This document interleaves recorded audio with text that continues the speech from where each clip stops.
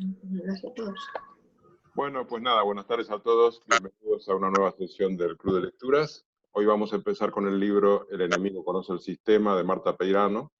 Es un libro del año 2019 de Editorial Debate y al que le vamos a dedicar 2 sesiones, este sábado y el sábado 18. Y antes de empezar, ya que hay gente nueva, os voy a pedir que cada uno se presente diciendo su nombre y desde dónde se conecta, y si quiere añadir algún elemento más, así que defina su personalidad, pues bienvenido también ese dato. Empezando por Julio y Pilar, que los tengo arriba a la izquierda. Y bueno, pues Julio y Pilar, efectivamente, aunque me falta añadir el nombre de Pilar, parece que somos uno solo, pero somos dos, de Pozuelo, en Madrid. Muy bien. Bueno, ya lo he dicho él. Eso. Somos dos, pero uno.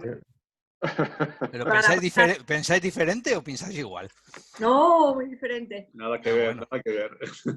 Pero en la pantalla cabemos. Perfecto. Pues nada, Antonio. Yo, desde Las Rozas de Madrid, ¿qué os iba a decir? De profesión he sido informático, pero se me ha olvidado en estos años de prejubilación que llevo. Así que, adelante. Muy bien. Joan. Joan Viaplana, me conecto desde Arenys de Munt, que es un pueblecito a 40-50 kilómetros al norte de Barcelona, padre de 4 y seguimos luchando. Muy bien. Magda.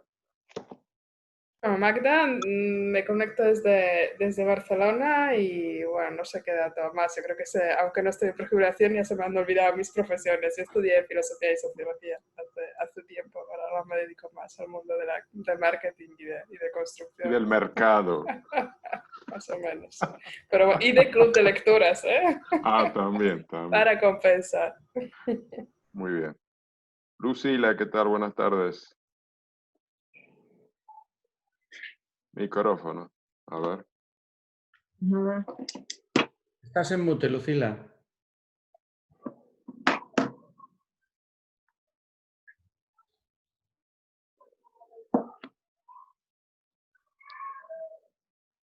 Ahí te puse el micrófono. No, Sí, todavía no. Se te escucha, habla. Ahora no. Bueno, pues nada. Pues Lucila, que no me acuerdo desde dónde se conecta, creo que desde... Desde el Guijo, desde Galapagar. Galapagar, muy bien.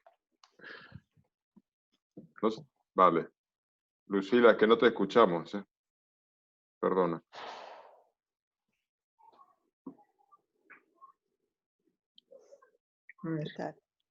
Cecilia también, a ver. Y Cecilia, venga, a ver. Que ha encendido la cámara.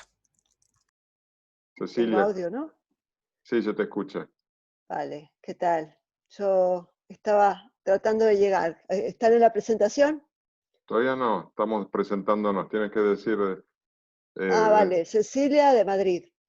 Y algún Arquitecta. dato biográfico. Arquitecta, vale. Perfecto, bueno, yo soy Jorge Ponce, también arquitecto. Como ven, los arquitectos no nos conformamos con nuestra profesión, buscamos meternos en todo. Hay que estar por todas partes. Exacto. Bueno, pues nada, vamos a comenzar. Marta Peirano es una escritora y periodista española que nació en el 75, que vive a caballo entre Madrid y Berlín. De septiembre de 2013 a septiembre de 2016 fue jefa de la sección cultural del periódico digital eldiario.es. Fundó Crypto Party Berlín, una iniciativa alrededor de cuestiones sobre privacidad y seguridad en Internet, y fue fundadora de Elástico, un colectivo multidisciplinar con el que codirigió el proyecto Copyfight en 2005 sobre cultura libre. Colabora con distintos medios en los que escribe sobre cultura libre, autómatas, seguridad y privacidad, derechos en Internet y criptografía para periodistas. También participó en el periódico ADN, que ya ha desaparecido. Colaboró con Shutdown, Muy Interesante, Consumer, y bueno, ya lo he dicho, el diario.es. Ha publicado varios libros, ha participado como colaboradora en otros. Su libro más conocido hasta la publicación del enemigo conoce el sistema era Pequeño libro rojo del activista en la red. que fue prologado por Edward Snowden, a quien Peirano conoció a raíz de entrevistarlo para el diario.es. Y en el 2019 publicó El enemigo conoce el sistema, que ahora hablaremos sobre él, pero que lo definen como un ensayo crítico con la manera opaca y no democrática en que los servidores de Internet gestionan la información que obtienen de sus usuarios. Bueno, hoy vamos a recorrer los primeros 4 capítulos. El primer capítulo llamado Adicción, ¿no? Y empieza hablando de, haciendo una referencia a las 4 multinacionales que controlan el mercado de los saborizantes y aromatizantes, que se reparten 25.000 millones de dólares al año, que son Givaudan, Firmenich, International Flavors and Fragrances y Sunrise. Y el objetivo de estas empresas no es el estómago, no es alimentarnos, sino más bien alimentar el cerebro, trabajando con nuestro recuerdo olfativo y las asociaciones a las que cada olor nos lleva. Nuestra infancia, las comidas que más nos gustan, etc. Marta Peirano da el ejemplo de las cápsulas de Nespresso, que tienen incorporados aditivos para hacernos creer que el aroma que sentimos viene de un verdadero café, cuando no es el caso. Cada año, la Unión Europea prohíbe el uso de ciertas moléculas olfativas basándose en su potencial alergénico, pero no hay leyes que prohíban a una empresa lanzar al mercado un producto que recree imágenes de cosas que no tiene, como la autenticidad, nos dice Marta Peirano, dejando clara la manipulación de nuestras emociones que esta práctica implica. Sentimos que comemos algo que no es y que nos incita a seguir comiendo. Sentimos que estamos en un sitio que tampoco es y atribuimos cualidades al lugar que tampoco tiene, lo que se logra hackeando nuestro cerebro mediante asociaciones olfativas y gustativas. Uno de los gustos asociados a la felicidad y a la liberación de dopamina es el azúcar. A los alimentos más insospechados se les añade azúcar para lograr dicho efecto. Por ejemplo, a sopas, salsas, patés, hamburguesas, patatas fritas, vinagretas o pan. Los gigantes de la alimentación industrial, Procter & Gamble, Unilever, Nestlé, Danone, Coca-Cola y Mars, hacen uso sistemático de estas estrategias. Luego hay un apartado que se llama Cuando haces pop, ya no hay stop, ¿no? Cuando hables la bolsa de patatas fritas. Marta Peirano explica que el sabor dulce se potencia mediante la mezcla de azúcar y grasa, lo que lleva a la alimentación industrial a recurrir constantemente a mezclar azúcar, sal y grasa en sus productos para encontrar el punto de bliss point o cumbre de felicidad. Sería como el punto G de la industria alimentaria, ese que nos hace comenzar a comer y no poder parar de hacerlo. Es el círculo vicioso de la comida basura. No podemos dejar de comerla porque está diseñada para que nos pase exactamente eso, concluye Peirano, explicando así la epidemia de obesidad que afecta fundamentalmente a la población más pobre, obligada al consumo de comida basura por una cuestión de precio. Las mismas empresas que nos alimentan con ese tipo de comidas insanas son las que luego nos ofrecen una retahíla de productos light y bajos en grasa, bajos en azúcares, gluten o colesterol, productos que normalmente son optimizados con los aditivos gustativos y olfativos necesarios para que sean apetecibles, a pesar de haber sido vaciados de todo nutriente y de sabor natural. Estamos todos entregados a la noria del consumo irresponsable de productos inadecuados que nos engordan y nos enferman sin alimentarnos, sintiendo culpa por no ser disciplinados, cuando es la propia gran industria de la alimentación la que nos induce los hábitos adictivos. Concluye Marta Peirano diciendo que este mecanismo es el mismo que usan las redes sociales, formando parte de la gigantesca y destructiva economía de la atención. Y yo aquí hago un pequeño stop para hacer la primera pregunta, que no es exactamente sobre informática, pero me parece que este tema que ella utiliza como introducción es muy interesante y me gustaría saber, ¿para qué comemos? ¿Lo sabemos o no nos lo han enseñado?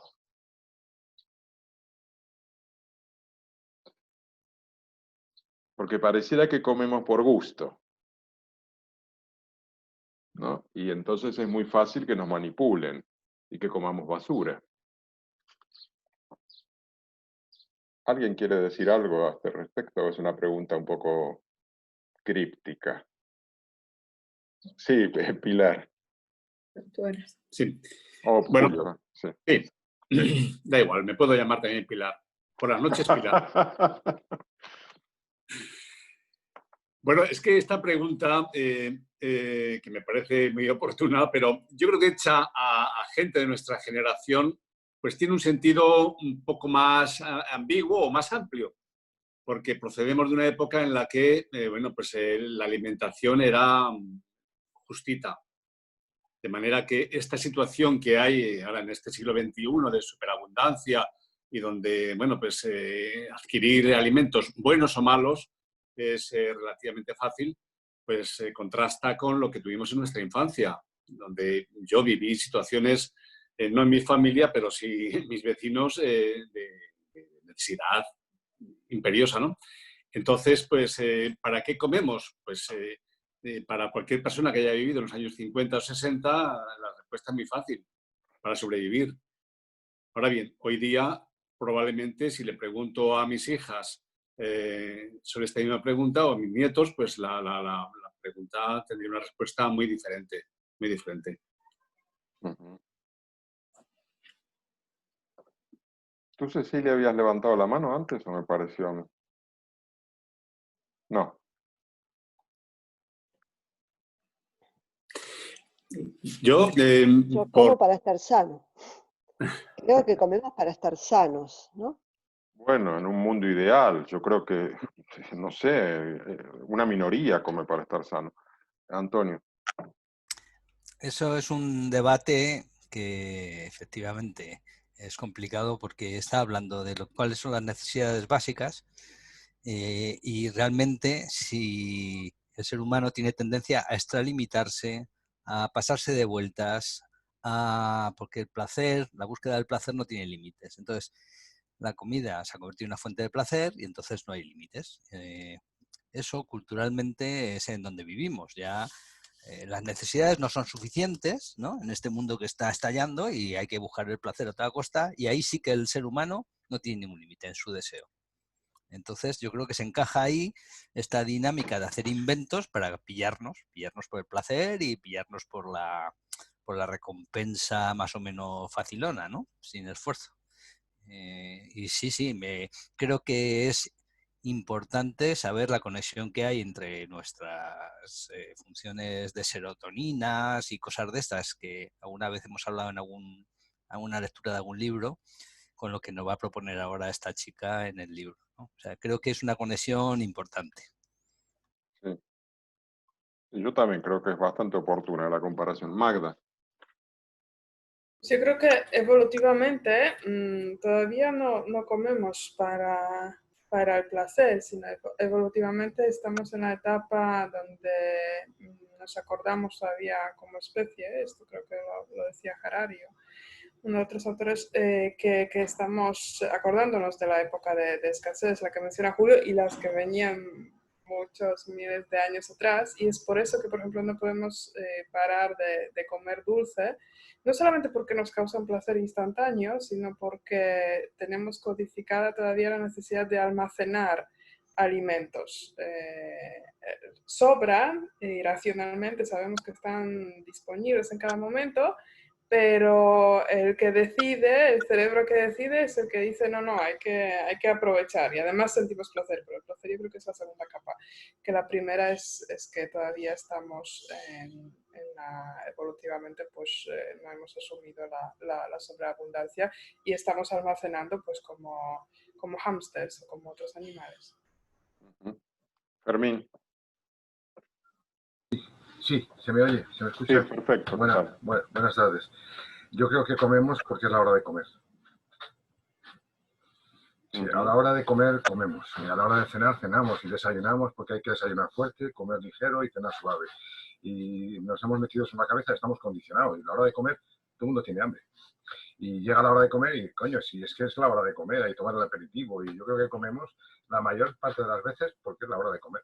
Y si encima nos huele rico, nos lo han puesto a tono, pues ya ni te cuento. Pasar por la calle a las 2 de la tarde y oler algo rico y abundante es fácil. Yo creo que entonces hay que comer. Sí. A ver, creo que pidió la palabra Pilar y luego Lucila, ¿vale? Pilar. Yo creo que comemos para sobrevivir, básicamente. es una de las necesidades fundamentales del ser humano. Yo vengo del mundo de la sanidad y, bueno, de alguna manera ves los efectos de la desnutrición en una persona simplemente enferma. Me parece que es otro ejemplo cuando nace un niño, nada más nacer, si se lo pones a la madre encima, es capaz de intentar gatear para buscar la teta. Es un instinto muy primario. Estamos hablando de comer por placer, pero yo creo que comemos por necesidad. A ver, Pilar, yo te voy a habilitar el micrófono. Oh, Lucy. a Lucy. Lucila, perdón. Lo que pasa es que no responde. Elijo unmute y no se unmuta. Hazlo tú, a ver.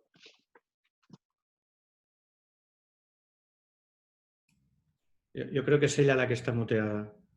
Pero de una manera así como definitiva. Local, en su iPad.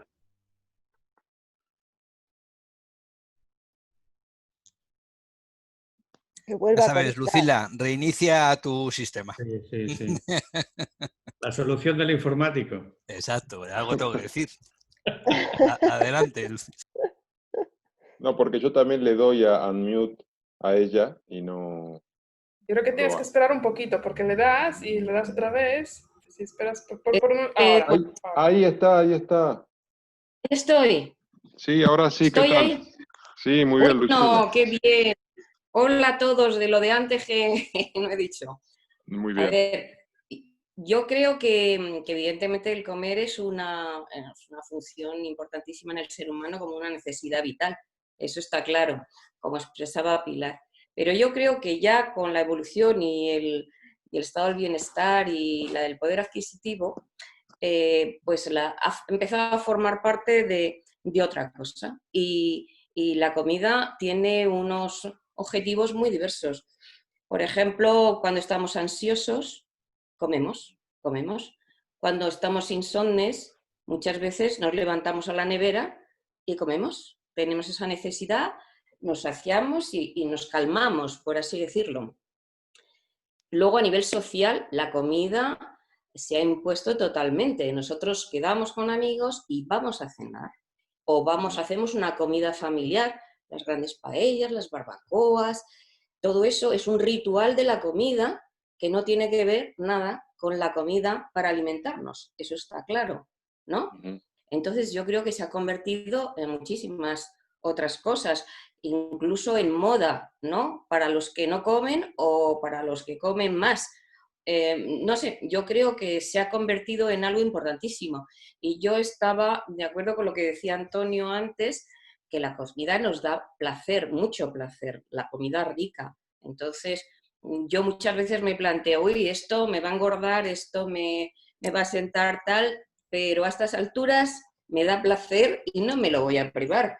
Entonces, como por placer, también es otra opción. Por ansiedad, por placer, por relación social, por muchísimas cosas. Yo creo que es enorme las posibilidades. No me extraña... Perdonadme, me voy a mi habitación, voy a dejar en la cocina los pistachos porque no puedo parar, ¿eh? Ahí está. Entonces, no me extraña que las multinacionales se planteen cómo nos van a enganchar mucho más a algo de lo que ya estamos enganchados, tanto física como psicológicamente. Sí. Joan, habías pedido la palabra, ¿no? Habilita el micrófono. Perdona, siempre me ocurre esto. No, yo creo que hemos hablado, en la pirámide de Maslow hemos ido subiendo, ¿no? Hemos ido subiendo desde la necesidad absoluta del bebé o a la socialización, al placer. Y yo creo que además últimamente se ha convertido en algo de pertenencia a grupos sociales. Ahora mis hijos, hijas, adolescentes tienen que comer algo concreto y tienen que comer algo con etiquetas concretas porque forman parte de un grupo concreto con una, no le llamaré ideología incluso, pero sí en un grupo social concreto están bien vistas unas cosas, mal vistas otras cosas. Y yo creo que al final la comida, como todo lo relativo al ser humano, la podemos encontrar en toda la pirámide de Maslow.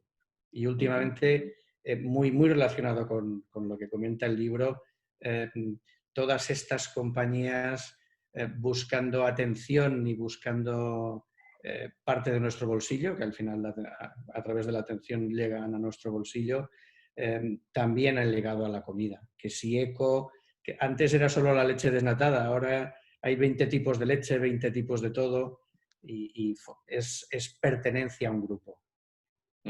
También. Pues muy bien, si os parece vamos a seguir avanzando después de este tema que es un poco como colateral y pasamos a el siguiente apartado, que es ¿por qué no puedes dejar de tocar tu móvil? Dice Marta Peirano que dedicamos cada vez más horas del día a mirar nuestro móvil, de las cuales 2 horas y media las dedicamos a las redes sociales. Facebook, con 2.200 millones de usuarios, lo cual representa un 30% de la población mundial, es también el propietario de WhatsApp y de Messenger, por lo que controla el 50% del mercado de mensajería instantánea. Nos explica Peirano que el objetivo de Facebook es convertir a cada persona viva en una casilla de su base de datos para poder llenarla de información. Su política es acumular la mayor cantidad posible de esa información para vendérsela al mejor postor. Somos el producto. Facebook es una de las 5 empresas que dominan el mercado de la atención, que efectivamente se reparte entre muy pocas manos. Su objetivo fundamental es lograr que pasemos la mayor cantidad de horas posible frente a la pantalla.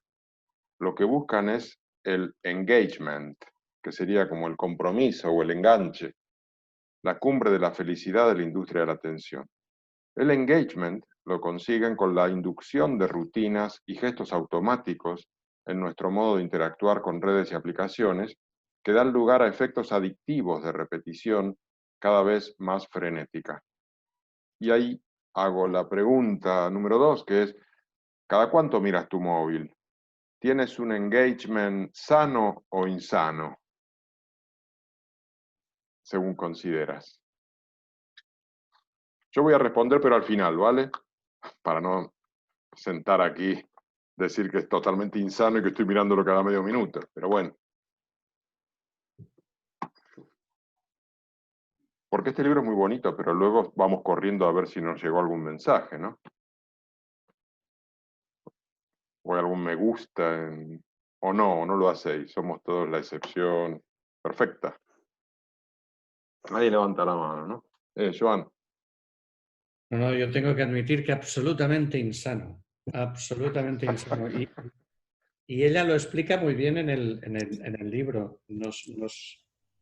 Nos tratan como al perro de Pavlov, o luego va más allá y habla de otros experimentos, y es exactamente eso. Nos tienen pillados ellos, nos tiene pillado el trabajo, y más ahora en teletrabajo estás continuamente pendiente de si hay algo que hacer o hay algo... Y sobre todo esa sensación, lo explica muy bien en el libro, esa parte está muy bien, esa sensación de que si no me he perdido algo. Exacto. El otro día, paseando por el pueblo con mis hijos, todavía hay una centralita, hay un teléfono en la calle. Y les decía, yo tuve mi noviazgo con vuestra madre viniendo los viernes por la tarde a llamar 20 minutos desde esa cabina telefónica. Y no se lo creían, ¿no? ¿Cómo puede ser que estuvieseis desconectados toda la semana? Y ya no hablo de cuando nos mandábamos cartas. Y das un poco, la miras hacia atrás y dices, ¿cómo puede ser que antes estuviésemos tan desconectados y las cosas ocurrían igual? Y ahora necesitas estar conectado en ese momento, en ese preciso instante. Nos hemos vuelto demasiado... la inmediatez nos ha comido. Sí, yo creo que si miras hacia atrás, nuestra especie tenía muchísimos más momentos para el ensimismamiento, para estar con uno mismo, para separarte del grupo, digamos, aunque viviesen en comunidad. Ahora lo que ha pasado es que la comunidad es omnipresente y nos está mandando mensajes cada medio segundo. Y el tema es que nos hemos hecho adictos a estar enganchados a esos mensajes porque si no nos sentimos fuera, es verdad. Entonces está cambiando algo muy profundo de nuestra sociología. No sé, Magda, socióloga, ¿qué opinas? Es como una hiperintensificación de la comunidad, una hipercomunidad. Sí, bueno, tengo mis dudas si es una hipercomunidad, aunque fue el gran objetivo de Mark Zuckerberg de crear una primera comunidad global. Realmente, si lo ha conseguido, la pregunta sería, ¿ese fue el verdadero objetivo, crear la comunidad, o el objetivo fue puramente mercantil, ¿no? De ganar, de ganar pues, dinero vendiendo publicidad y vendiendo datos? No lo sé, o sea, es definitivo que vivimos las vidas paralelas, la offline y online, y que la online pues, nos está comiendo muchísimo tiempo, recursos y atención.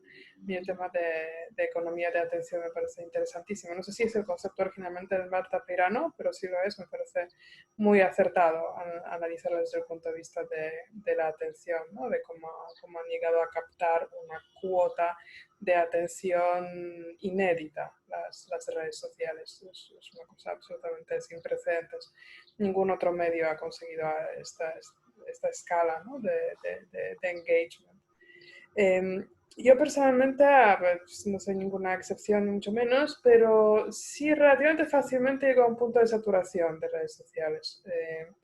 Es decir, dedico una parte de mi trabajo a redes sociales, tal vez esta es la causa, ¿no? Pero a mí Facebook nunca me ha gustado. Tengo la cuenta, pero no la sigo, no me he enganchado nunca a Facebook.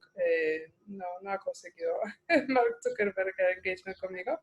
Otras redes sociales me interesan un poquito más, pero no es exactamente el enganche. Es decir, yo diría que es 50-50 hacerlo por obligación un poco y otro por interés. Ahora sobre todo que estábamos, después de los 3-4 meses de encierre, de cuarentena, tantísima vida frente a la pantalla, ahí sí que he conseguido un estado de decir, pues no, prefiero desconectar o al menos disminuir la cuota. O sea, hay una necesidad casi fisiológica de disminuir la cuota de la pantalla. Yo la siento ahora mismo, la estoy notando.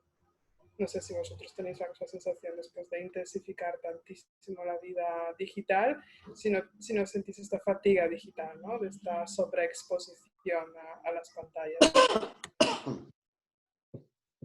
Bueno, a mí me parece que el móvil es un nuevo órgano, ¿no? Una especie de exoórgano que hemos incorporado con el cual no podemos vivir sin él, del mismo modo que no podemos vivir sin el pulmón, sin el corazón. Es más, cuando te olvidas el móvil en casa te quieres matar. Es como un día en blanco, un día nulo. Luego resulta que sobrevives. Entonces te sorprendes, ¿no? Como, oh. Pero yo alguna vez que he hecho viajes y cuando estoy en algún momento, estos viajes de negocio que hay que ir y volver en el día y coges un avión, y cuando subo al avión me di cuenta que me dejé el móvil en el coche, me quiero suicidar. No sé por qué, pero supongo que es así. Pues, Antonio. por decir algo, o sea, efectivamente nos hemos enganchado a unas necesidades, o sea, no podemos separarnos del móvil porque nos hemos creado la necesidad, sobre todo de nuestros familiares, de estar sabiendo constantemente al segundo si nos necesitan, si no nos necesitan. Yo creo que ahí realmente por eso nos preocupa separarnos. Ya por lo de las redes sociales no estaría yo tan seguro, pero la familia es como otra manera de estar en familia muy diferente, ¿sabes? Y de alguna manera está bien, pero yo cuando era adolescente lo que no quería es que mis padres supieran ni lo más remoto que hacía por ahí cuando me iba. O sea, Claro. ibas de viaje y decía, bueno, dentro de un mes, si vuelvo, es que no ha pasado nada y tal, ¿no? O sea, y ahora es una instantaneidad que produce una angustia y que es un poco estúpido a mi modo de ver, pero nos han enganchado y yo también estoy enganchado sobre todo a temas familiares, más que a temas sociales. Porque los temas sociales pasé por una época que sí estaba más enganchado, pero ahora veo que puedo prescindir y conectarme cuando lo quiero y olvidarme el resto del tiempo, ¿no? Pero, en fin, el WhatsApp el WhatsApp es una putada, ¿eh? Porque está toda tu familia ahí y siempre estás diciendo, ¡ay! Si me han llamado mis hermanos, ¿qué pasará, no? O mi hija, o mi no sé qué. Pero el resto, estoy un poco con Magda, ¿eh? En Facebook no me he enganchado nunca y a lo demás puedo prescindir, ¿eh? Sí. Bueno, te digo que... Fermín. Sí, yo le hago un test a la gente cuando dicen me engancho o no me engancho, y yo a la gente le pregunto, ¿tú te sabes el teléfono de tus padres, de tus hijos, de tus familiares? Yo ya no me sé ninguno. Yo me sabía todos los teléfonos. Antiguamente, cuando ibas a una cabina, a la cabina que iba Joan, pues llamaba y marcaba allí un teléfono que se marcaba con una ruedecita, porque al principio era ruedecita, luego ya había unos botoncitos. Pero es que ahora ya no te sabes un teléfono, es que pierdes el móvil y estás perdido. Es que estás tirado. Yo no sé si puedes llamar a una persona, quizás, o dos, a tu más íntimo. Claro, eso suponiendo que encuentres un teléfono que funcione, el de Joan, porque en los demás pueblos no hay. Y realmente es que nos han metido ese órgano que tenemos, que es un órgano en el que hemos metido además casi toda la información. Y yo no sé si es que me estoy haciendo mayor, pero la verdad es que yo ya no me sé ningún teléfono, lo siento. No, mira, ahora te doy la palabra a Julio. Yo tampoco me acuerdo ningún teléfono de los de ahora. Sin embargo, me acuerdo del teléfono de cuando yo era niño, el de mi casa en Congreso, el 458694. Ese me quedó grabado, no sé, en alguna neurona. Su utilidad es nula, absolutamente nula, y estoy preocupado porque me ocupa espacio de memoria. Julio. Eso es parte, Jorge, de la memoria profunda, Claro. que es lo más bonito que tenemos y que conservamos todavía. Esa memoria lejana. Sí. Había una película que no recuerdo el título, española, había una parte preciosa en la que el varón, que era un hombre enfermo, tenía una memoria, yo creo que era producto de algún shock que había tenido, no sé si era un atentado terrorista o algo parecido, entonces había perdido completamente la memoria lejana y solo tenía la memoria inmediata. Entonces, su mujer, la médico, la que le cuidaba, él se había enamorado de ella, pero se enamoraba todos los días, porque no recordaba lo que le había pasado el día anterior. Y entonces ella estaba encantada porque, en fin, le decía que era el amante perfecto, que cada día renovaba.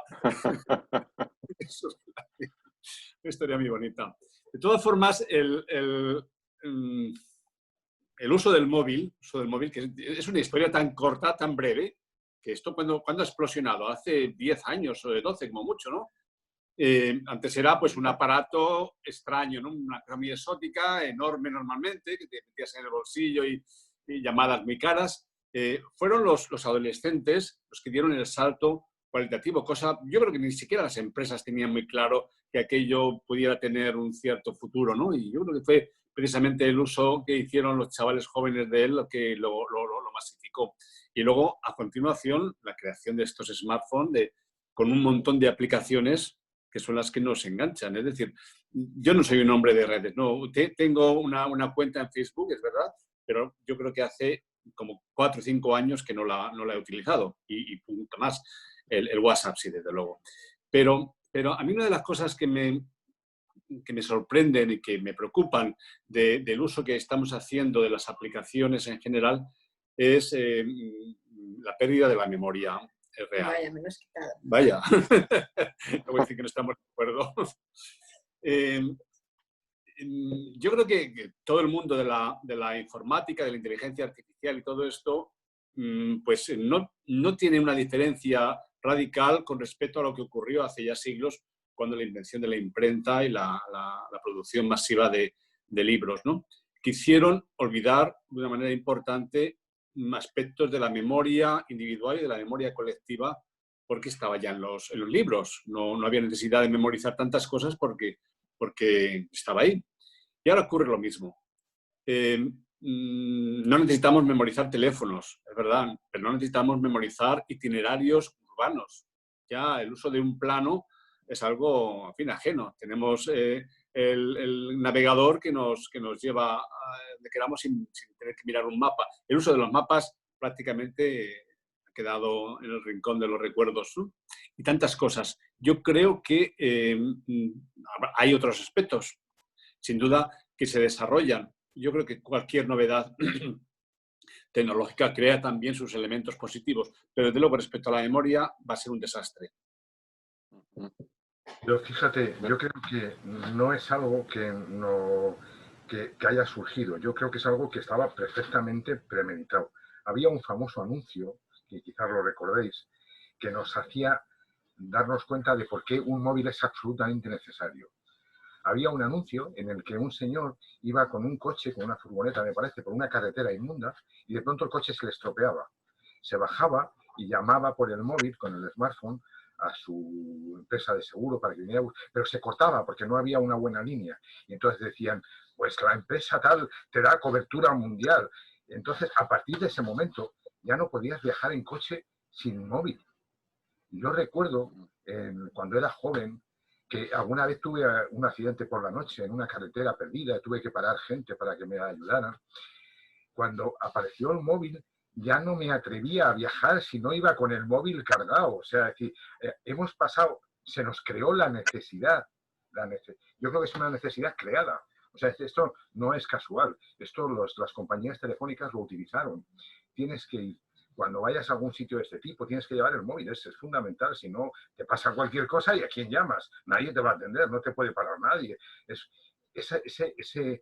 Recuerdo que ese anuncio fue un anuncio que fue usado para realmente hacer así. Era un anuncio, no sé si lo recordáis, pero era un hombre que se paraba en la carretera, llamaba a su empresa de grúa y se cortaba, era una comunicación interrumpida y entonces no venía bien el de la grúa, entonces decía, no ves, esto te pasa por comprar bla, bla, car. Y entonces la idea era centrarte, nos fueron condicionando. Yo creo que esa ha sido la progresiva condición la que nos han ido actualizando para que tengamos el móvil como un auténtico órgano útil dentro de los órganos sensoriales que tenemos. Lucila. A mí me parece que el móvil tiene unas funciones importantísimas y que nos ha dado en la vida una tranquilidad y unas ventajas enormes. Yo me acuerdo que el primer móvil que nosotros nos compramos fue porque nos fuimos de viaje, se quedaron mis hijas aquí y bueno, pues se hizo de noche, no encontrábamos un sitio para llamar, en fin, se quedó la cosa así. Y mis hijas se pegaron un susto horrible, se pensaba que nos había pasado una cosa tremenda y bueno, ya cuando llamó a todos los sitios le faltó llamar a la policía para saber si habíamos llegado y bueno, y a raíz de aquello nos compramos el móvil más que nada, pues como decimos todos, ¿no? Pues para estar conectados y estar tranquilos porque a nivel familiar eso interesa. Lo que decía Fermín es fundamental. Cuando vas en carretera y tienes algún problema, lo del móvil es una bendición. O mira, yo ahora mismo acabo de venir en carretera, hemos tenido delante de nosotros un accidente brutal y en el momento todo el mundo había contactado con la policía. Yo creo que a nivel trabajo, a nivel comunicación familiar, a muchos niveles yo creo que es muy interesante y que ha sido muy positivo. Lo que pasa es que, claro, se han ido introduciendo otros elementos como las redes y todas estas cosas que le han dado un uso que evidentemente no se daba a un teléfono y que la gente joven sobre todo se ha enganchado a una serie de cosas porque no hemos hablado de las cámaras de fotos. O sea, el estarse haciendo fotos permanentemente de todo y mandándolas al momento, que la gente se cae por los acantilados y se mata por hacerse la foto allí en el atardecer con los móviles.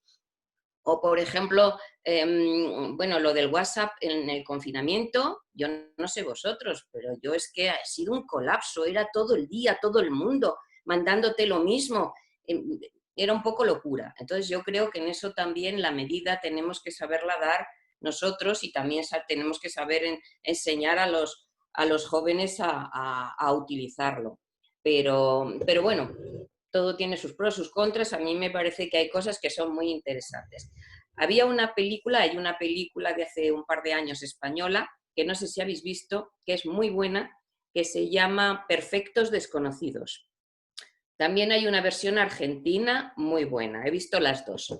Y es una película estupenda. Es un grupo de matrimonios que se reúnen a cenar y entonces empieza a sonar el móvil y entonces todo el mundo empieza a decir que lata, que no sé qué, que no sé cuántos. Entonces proponen un juego y es que todo el mundo deje el móvil encima de la mesa y que las llamadas que salgan se hagan en manos libres. Porque todo el mundo decía, no, si yo, puedes ver lo que tengo, puedes lo... Y en el fondo, pues todos tenemos muchas cosas que esconder, porque el móvil se ha convertido en el que lleva nuestros secretos. Y entonces la cena, no os imagináis lo que sale allí. O sea, aquello se lía de una manera impresionante. Entonces, el poder de los móviles en muchos aspectos es tremendo, eso está claro. Pero bueno, yo creo que, como todo, pues tendremos que acostumbrarnos a las cosas buenas y educarnos en que hay que controlar. Y sí, la gente joven, sobre todo la gente joven, es tremendo la incomunicación que tienen. Están en un grupo y están todos con el móvil y no hablan. Se juntan para no hablar, para mandarse el WhatsApp a lo mejor de unos a otros. Eso es sorprendente. Sí. Antonio. A ver, una cosa, pero sabéis que es un pensamiento mío. Las tecnologías llevan detrás una ideología. Y las tecnologías no son una cosa maravillosa que aparece porque sí, sino que alguien la ha diseñado por algún motivo. Entre la experiencia de confiar en las personas que tuvo Fermín cuando se quedaba por ahí tirado en la cartera por la noche y un paisano del pueblo con el cual después se tomaría un vino o una cerveza y salía adelante de cualquier problema y confiabas en la gente, en que la comunidad te iba a ayudar, a depender de un contrato, de un seguro que te está costando dinero, ese salto es básicamente es un salto de destrucción de la comunidad por el capitalismo, ¿vale? Y yo recuerdo perfectamente, a mí la empresa me tuvo que pagar, pero bien, para ponerme un... ¿os acordáis de los mensajes esos que mandaban en unos aparatitos que te ponías a... Bueno, pues seguro que todos los habéis tenido, si habéis tenido que atender urgencias o cosas de ese estilo. Y te tenían que pagar por él. Y el primer teléfono que yo tuve, me lo tuvo que poner con un extra de dinero la empresa, si no, yo no quería. Porque todo esto ha nacido con un interés económico detrás. Porque podíamos estar perfectamente sin ello, os lo puedo asegurar. Esa necesidad de estar ahí tan intensamente conectados con la familia, antes no era tan necesario. O sea, y eso también produce angustia, como te pasó a ti, Lucila, porque claro, como ya has acostumbrado a la familia que cada 10 minutos tienes que contactar con él, si pasa 15, hostia, que se han tenido un accidente, se han muerto, ¿no? O sea, esto, y yo creo que el libro que vamos a leer nos va a poner un poco las pilas en ese sentido. O sea, yo sé que hay muchos que somos muy tecnófilos, otros que no somos, que yo soy, a pesar de haber sido informático, yo soy un poco tecnófobo, o sea, porque he visto cómo, y esto es un paradigma, es como los coches y como tantas cosas que realmente dejamos de depender de la comunidad para empezar a depender de contratos que tienes que pagar. Cualquier servicio ya tienes que estar soltando tus perras, si no el servicio no lo tienes. Entonces, cuidado con los móviles y con toda esta maravilla de la tecnología que te la cuelan con algo que tú te crees que es maravilloso y que no necesitas en absoluto. Esa es mi visión de todo este asunto. En fin, me tengo que poner en el extremo tecnófobo. A ver, Fermín. Sí, os voy a contar una curiosidad. ¿Os acordáis de un teléfono que salió de los primeros inteligentes que se llamaba la BlackBerry? Sí. ¿Sabéis lo que significa BlackBerry? Sí, un fruto de estos del bosque, ¿no? Ya verás. La BlackBerry era la bola de hierro que llevaban los presos unida al tobillo. Cuando iban a trabajar a hacer las carreteras, los trenes, las vías en Estados Unidos, llevaban una bola de hierro con una cadena fija a un tobillo. Y se decía que se le había puesto el nombre de BlackBerry porque era la forma de tener a los empleados atados con una cadena a la empresa. Era curioso porque fue lo que en Estados Unidos se barajaba, era que la BlackBerry era lo que se había usado en su momento para tener agarrados a los presos, pues tenerlos ahora a los empleados. Y es curioso porque el nombre de BlackBerry aquella BlackBerry, que es el fruto, una bola negra, fruto oscuro, se llamó aquella bola de hierro, la llamaban la BlackBerry. No, está claro que no era un fruto, pero es curioso, es una anécdota curiosa, porque se barajaba en ese momento, cuando era la BlackBerry, que se había puesto ese nombre precisamente para tener enganchados a los empleados. Muy curioso, una anécdota. Magda. Sí, yo tengo que decir que a mí me gusta bastante esta línea crítica que representa Fermín y Antonio. Yo creo que no es casualidad que hay muchos informáticos que rehuyen de las tecnologías o los famosos líderes de grandes empresas de Silicon Valley que dicen a sus hijos que lo último que tienen que hacer es meterse en las redes sociales.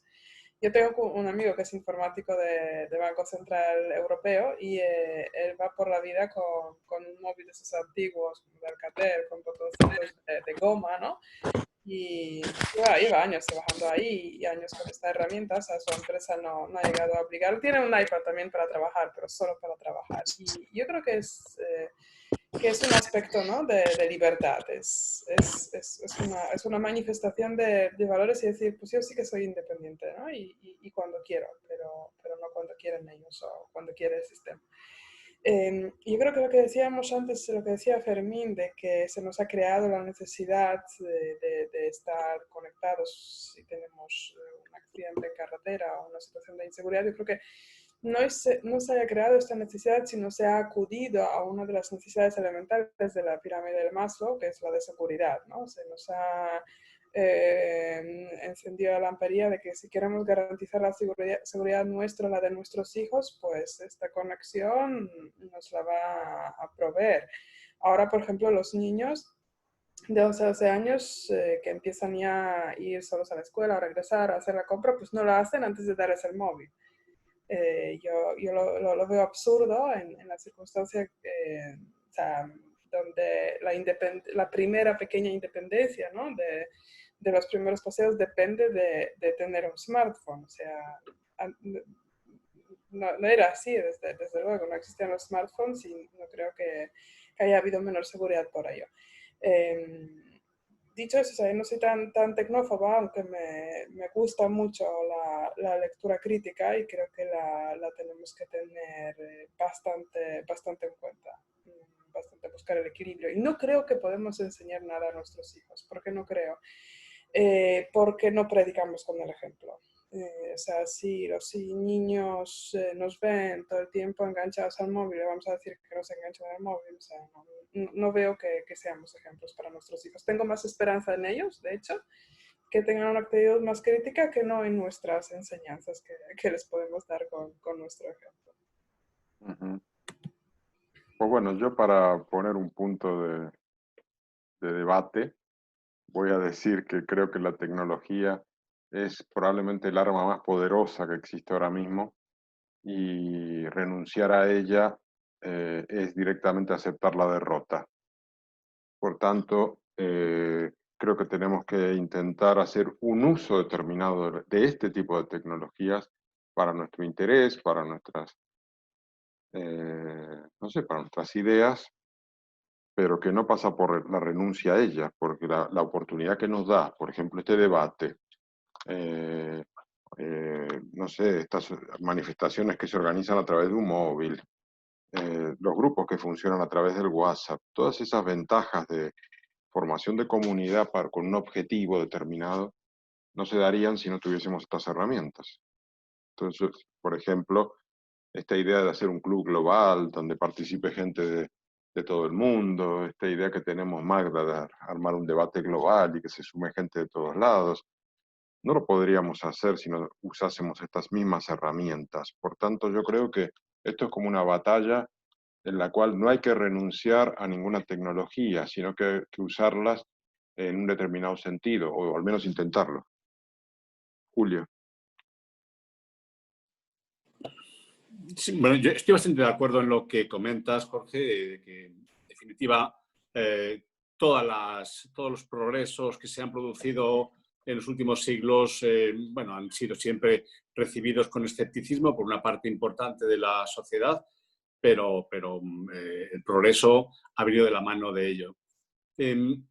Yo tal vez lo que he hecho en falta en este mundo de la inteligencia artificial, de todo el sistema de informática, es una cierta regulación por parte de los poderes públicos. Es decir, lo que se ha producido ahora, esencialmente viniendo toda la tecnología que se ha producido, o bien de origen americano o bien de origen chino, son dos sistemas amparados en dos sistemas sociales y políticos que no han permitido un desarrollo limpio, vamos a decirlo, de las tecnologías. Entonces, como además este tipo de empresas manejan volúmenes de dinero tan inmensos que han sido capaces, como dice la autora, de atraerse a los mejores expertos, a los cerebros más intensos del mundo para desarrollar todo este proyecto malvado, perverso, en el que nos han envuelto, yo creo que falta un contrapeso por parte de las autoridades públicas. Luego, en el caso de la Unión Europea es evidente.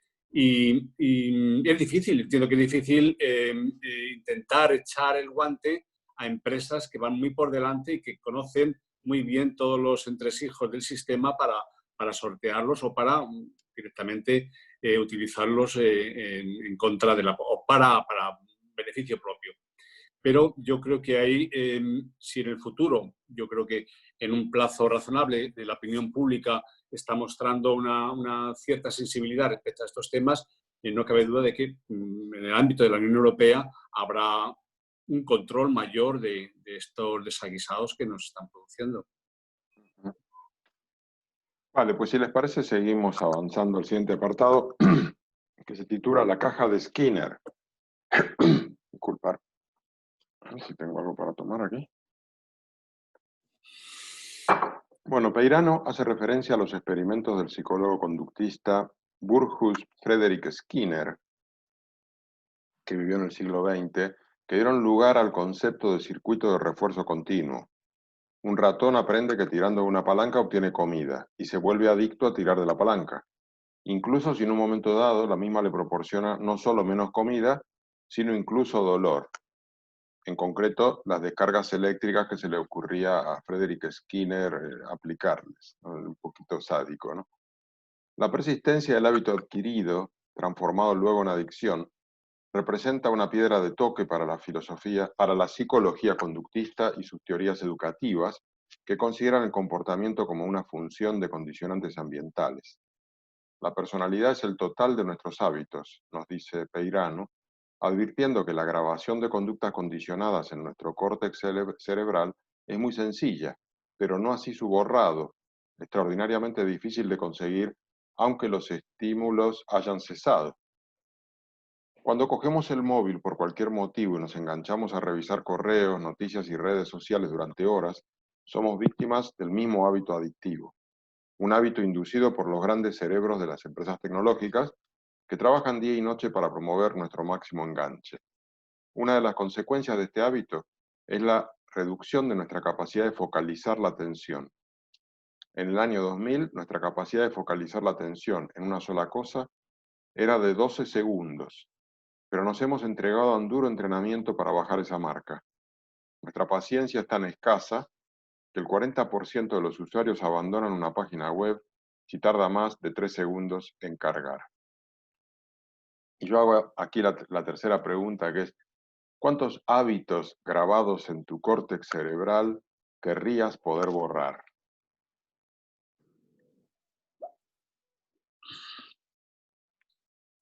Infinitos.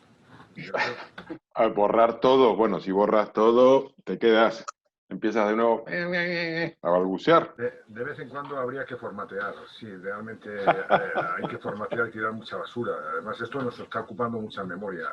Habría que, bueno, yo creo que sí, cambiar la filosofía muchas veces de todo esto.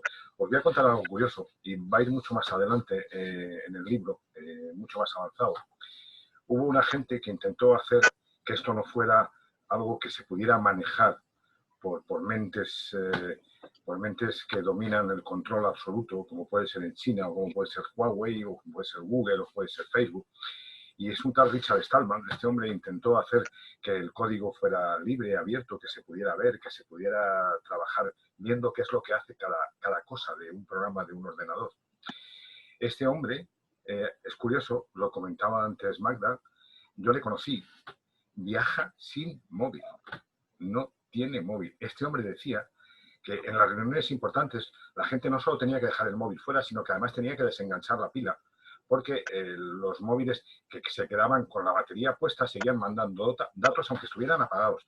De tal manera que la idea era, había que quitar la pila. Por eso los iPhone incluyeron un modelo que no se podía quitar la batería. La batería no se puede desenganchar de la mayoría de los móviles actualmente, para que, aunque tú lo apagues, siga todavía de alguna manera conectado. Este hombre decía que la única manera de estar seguro dentro del sistema era no tenerlo.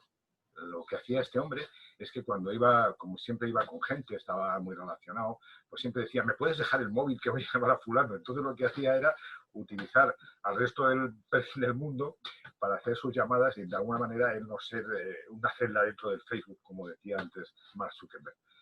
Es muy triste que realmente, para poder ser libre, realmente tenga uno que desengancharse del mundo. Es impresionante. Es curioso. Yo creo que hay que borrar demasiadas cosas. Antonio. Solo un apunte, porque yo también he conocido al famoso Stallman cuando iba a sus conferencias, a una conferencia suya, que normalmente las daba desnudo y metido en una bañera. Era muy típico de él. Y era muy, muy divertido. Era un señor para darle de comer aparte, efectivamente.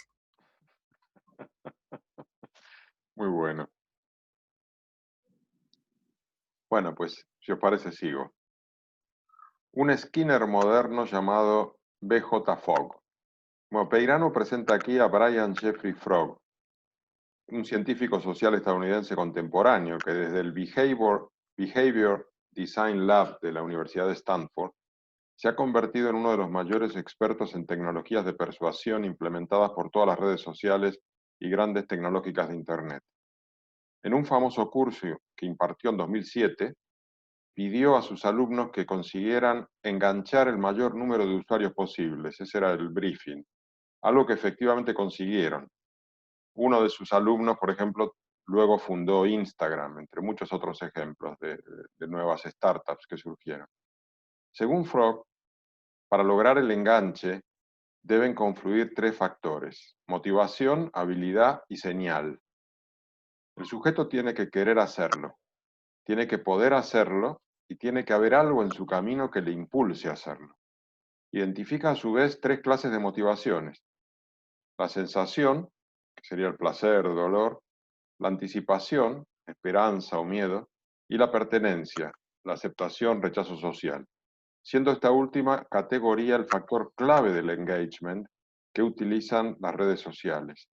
Peirano habla incluso de un síndrome vinculado a la falta de pertenencia llamado FOMO, Fear of Missing Out, algo así como miedo a perderse y ser olvidado o miedo a quedarte fuera. El siguiente apartado es Dark Design, reclamo, puntuación, palanca, repeat. En este apartado, Peirano nos explica que todas las explicaciones tienen un sistema de notificaciones denominadas push, que nos despiertan la ansiedad de saber qué nos dirán. Es una notificación de que nos llegó un mensaje o algo, es una promesa de una recompensa, al punto que pasado un tiempo comenzamos a consultar la página o la app sin necesidad de notificación, simplemente por seguir la rutina de ver si hay algún push.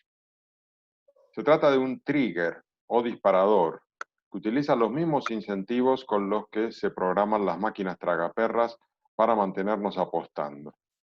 Una de las nuevas aplicaciones que explota de modo descarnado este recurso es Snapchat, recurriendo a un sistema de puntuación que determina nuestro reconocimiento social en función de la cantidad de selfies y de vídeos publicados, lo cual lleva a los chicos a estar publicando todo el tiempo selfies y vídeos.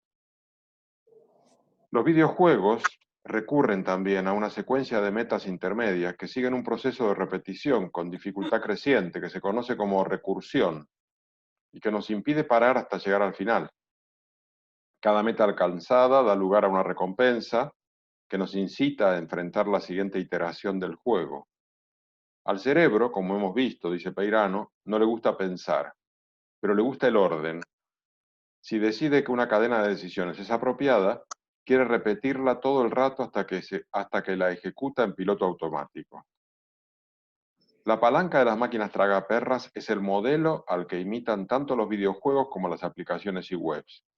Introduce un falso factor de accionamiento físico que nos hace sentir en control, como si el momento y la fuerza de cada palancazo que damos tuviese alguna implicación en los resultados obtenidos. El pull to refresh, con el que deslizamos hacia abajo la pantalla de nuestro móvil mediante un movimiento del pulgar, sigue exactamente el mismo principio que las palancas de las tragaperras. También el swipe, el deslizar hacia un lateral para descartar posibles amantes en Tinder, es el método, ¿no? Lo importante no es el contenido, es la rutina. En el gesto se manifiesta la convicción inconsciente de que nuestro dedo puede influir en el resultado, que si lo hacemos bien, habrá premio. Ese es el mecanismo que nos hace volver una y otra vez al móvil como un estado de trance. Pero es que además hay otro pequeño truco que nos impide salir de allí, el scroll infinito. Y ahí viene otro apartado en el que desarrolla esta idea, que es competimos con el sueño, no con HBO. Igual que los casinos de Las Vegas, que no tienen ventanas ni luz natural para que los jugadores pierdan la noción del tiempo y se quedan jugando noche y día, las máquinas tragaperras o la navegación por las redes sociales no tienen final, permitiendo un recorrido infinito. El único límite es caernos dormidos. El consumo de contenidos ilimitado nos induce a un estado de sonambulismo, una suerte de consumismo sin control impulsado por las ansias de estar al día y no quedarnos atrás. En este sentido, las fake news son funcionales a los intereses de las grandes plataformas porque provocan un disparador excepcional, la indignación. No podemos dejar pasar un exabrupto que alguien dice y nos vemos compelidos a responder u opinar, entrando en la rueda de generación de engagement por la puerta de la indignación. La indignación es la heroína de las redes sociales, dice Marta Peirano. La competición desaforada de las grandes tecnológicas por conseguir nuestro máximo engagement da lugar a un capitalismo de la atención, que avanza a una velocidad de vértigo, sin que seamos mínimamente conscientes del impacto que el mismo tendrá en nuestras vidas. Y yo acá hago una pregunta que quizás ya de alguna manera se ha hablado de ello, que es, ¿cuán adicto o adicta eres a las redes sociales? ¿Aceptarías renunciar a ellas? Yo creo que ya habéis dicho algunas opiniones al respecto, ¿no? Yo personalmente no renunciaría. Pero bueno, pues. Antonio. No, yo quería comentaros que en esta pelea por la atención que después desarrollaron las redes sociales y todo esto, incluso mucho antes, cuando ya se inventó los Windows por Microsoft y por otros, había mucha gente que competía por poner en los PCs, en la pantalla, ventanitas, ¿no? Había otros sistemas que no se llamaban Microsoft Windows, que también... Y entonces se llamó lo que era la batalla por el centímetro cuadrado, ¿no? O sea, hubo en las tecnológicas, creo que Marta no habla del tema, pero también se trataba de por la ergonomía, la facilidad, la brillantez, la forma de tratar el contenido de las ventanitas o la ergonomía que tenían, se trataba de captar la atención tuya en ese escritorio que tenía 20 ventanas abiertas, ¿no? Y el mejor sistema diseñado es el que se llevaría el gato al agua. Y efectivamente, al final era tan curioso como que las aplicaciones competían por tu atención como secretaria o tu atención como gestor de una empresa, ¿no? Y eso después se extrapoló de lo que es el escritorio, los centímetros cuadrados que tuviese la pantalla, se extrapoló a las redes sociales. Pero empezó antes, ¿eh? O sea, ya os digo que empezó con qué es lo que capta mi atención en la pantalla. Y había verdaderos genios. Magda. Yo creo que este capítulo que ahora has leído resumen, Jorge, es particularmente interesante, creo que es la clave del libro, es muy rico en contenidos y en conclusiones súper interesantes, donde Marta Peirano nos compara con ratones, ¿no? Prácticamente, que reaccionamos igual que los ratones en la caja de Skinner.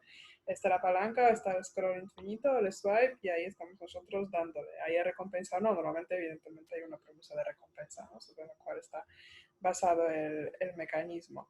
yo creo que ahora estamos, o sea, se ha creado el mundo de forma que son irrenunciables las redes sociales, y no solamente por el engagement, sino por el aspecto laboral, ¿no? Abarcan tantísimos terrenos, incluidos el engagement, no solo está, el engagement primario está en este mecanismo como de cerebro casi reptiliano, pero luego está el engagement en otros niveles, es decir, las redes sociales en función de redes de contactos que nos proporcionan los contenidos que realmente son de interés. Es decir, en cierto modo sí que sustituyen la prensa o que pueden sustituir algunos artículos o papers, porque o al menos encuentras la información, por lo tanto es irrenunciable. Yo Facebook renunciaría porque realmente no me aporta nada, ni lo sigo, ni nunca me ha gustado, pero hay otras que no podría renunciar, por lo tanto yo creo que difícilmente, sí, renuncia. Ahora, actualmente, de las redes sociales es lo que en la época medieval era ir a una eremita, ¿no? O aislarse por completo del mundo en un monasterio, pero solo. O sea, un voto de silencio, un voto de aislamiento absoluto y solo en este plan podríamos renunciar. Yo diría desafortunadamente, pero solo en este plan se puede renunciar. Yo estoy de acuerdo con Magda, porque pienso que hoy día es prácticamente imposible renunciar a las redes. Es curioso que todos estamos de acuerdo en que prácticamente a las redes actuales estamos casi desenganchándonos. Ahora mismo prácticamente no sé si alguno mantiene una vida muy activa en Facebook. Pero yo sí soy optimista. Yo pienso que las redes sociales van a cambiar. Yo creo que ahí, como decía Julio, yo creo que esas redes sociales controladas por una serie de empresas y de personas tienen que desaparecer. Tiene que ser una red social limpia. Una red social, como os contaba antes, el modelo Richard Stallman, donde simplemente las personas puedan hablar independientemente de ningún otro factor, de ningún control, de ninguna grabación, de ningún mantenimiento. A mí me sorprendía cómo Facebook, cuando yo llegué a usar esta historia, me mandaba información de algunos conocidos, pero no de otros. Manipulaba cuáles son, esa es la historia real, cuáles son los algoritmos que usan estas empresas para mandarte y mantenerte informado.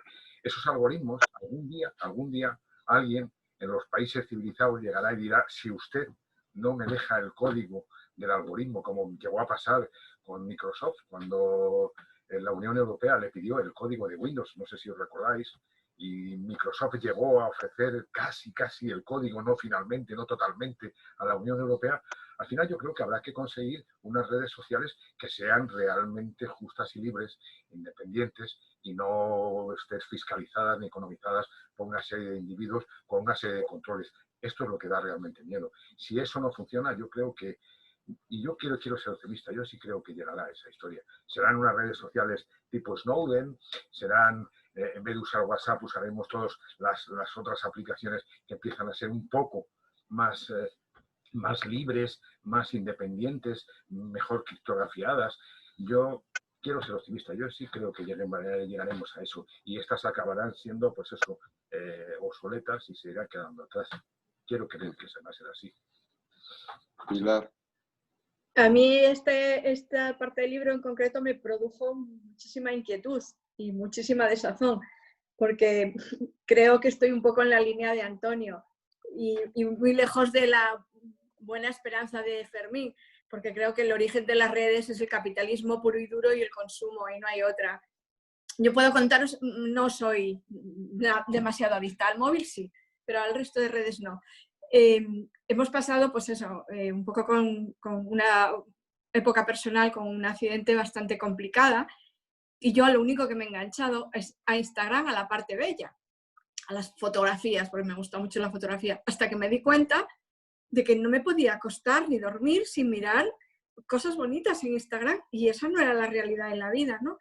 Y ya corté, ya no he vuelto a entrar en Instagram nunca más, porque me daba cuenta de que estaba enganchándome.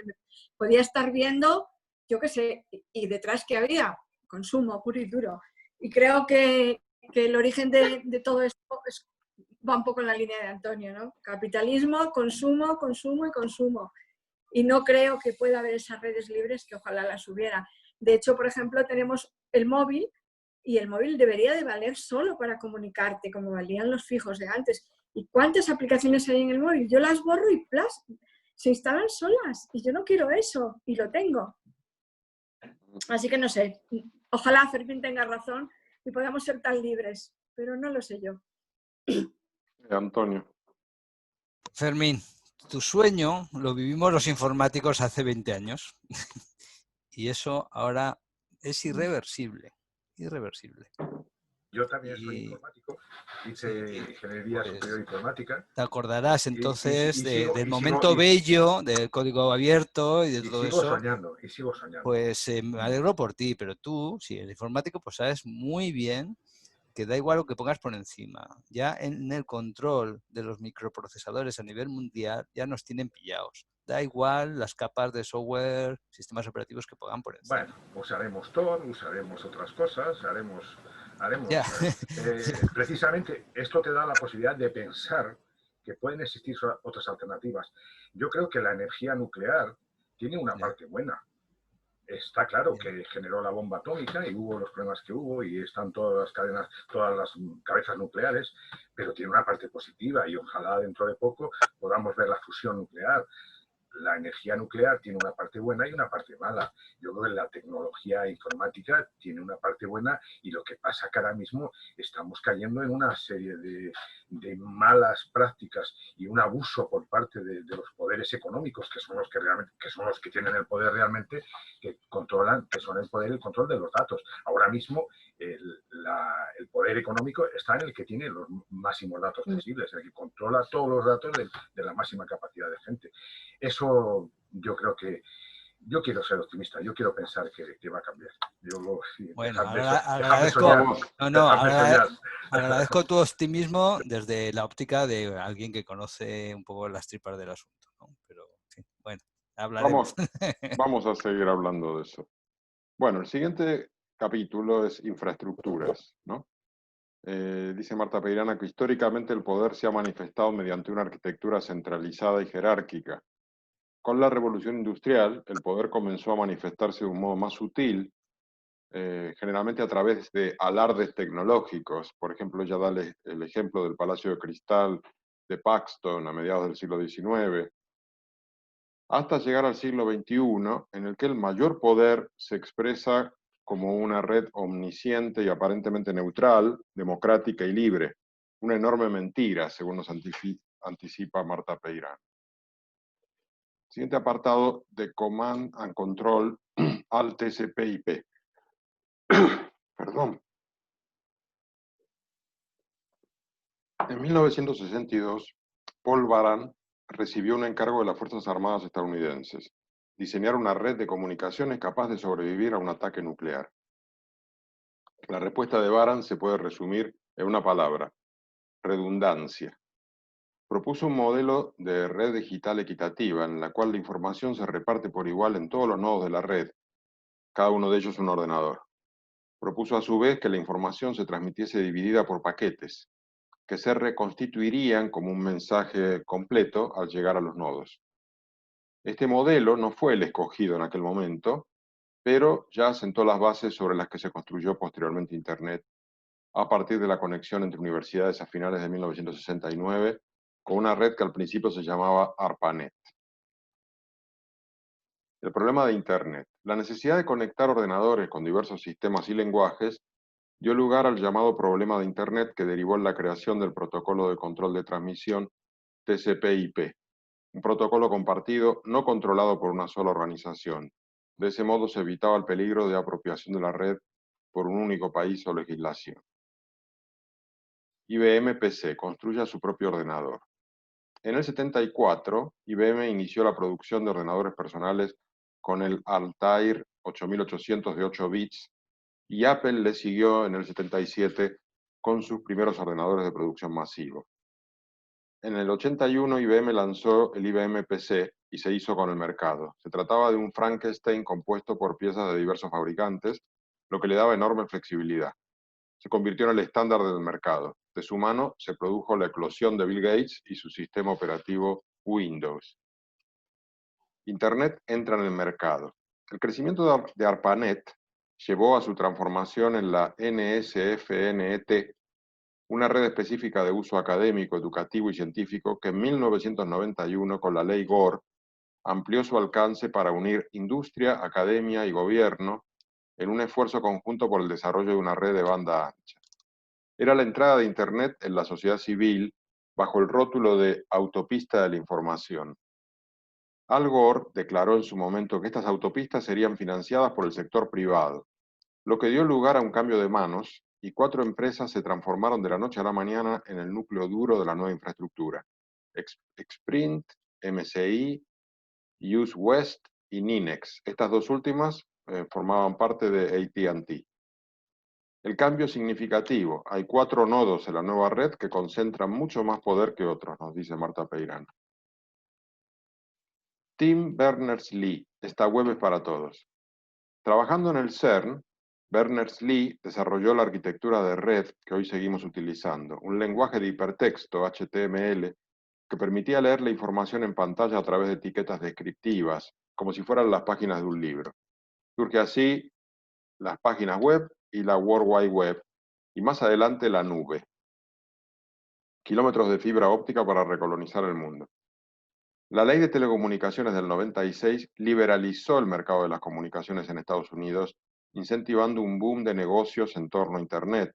Ese mismo año, John Perry Barlow escribió una declaración de independencia de la red con el fin de leerla en el foro de Davos. Nacía el movimiento por la red libre que reclamaba este derecho en la cara del Fondo Monetario, el Banco Mundial, la OCDE y demás organismos internacionales, dando lugar al mito fundacional libertario de Silicon Valley. John Perry Barlow, dice Marta Peirano, estaba tan equivocado que pasó el resto de su vida peleándose contra los colones que conquistaron el mercado y monopolizaron el espacio con herramientas que le dieron muchos motivos para temer.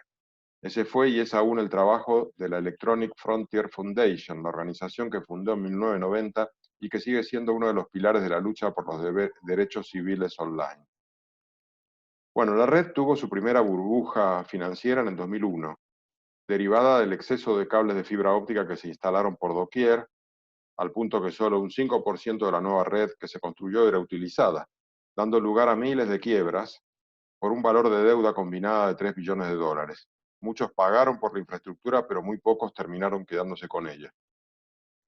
En los 90, Europa siguió la senda de Estados Unidos y liberalizó su propio mercado de telecomunicaciones, dando lugar a fusiones y adquisiciones y la formación de un puñado de grandes empresas que rápidamente establecieron puertas giratorias con el mundo político.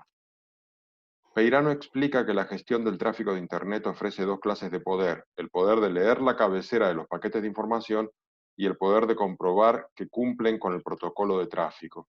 Toda esta información se llama metadatos, y hoy por hoy pasa en un 70% por Tysons Corner, próximo a Washington, en Estados Unidos, un esquema muy alejado del modelo de red abierta y descentralizada de los ideólogos iniciales de la red. Y ahí hago la pregunta, que creo que es lo que comentó antes Fermín, ¿no? Es un Internet abierto, descentralizado y democrático. ¿Es tan solo un mito? No sé si vale la pena que lo hablemos, pero digamos, creo que ya dijiste tu opinión. Fermín, no sé si alguien quiere añadir algo. Sí. Sí, yo creo que no es un mito, que debe ser la lógica, debería ser la lógica, y espero que así sea. Yo creo que yo soy optimista.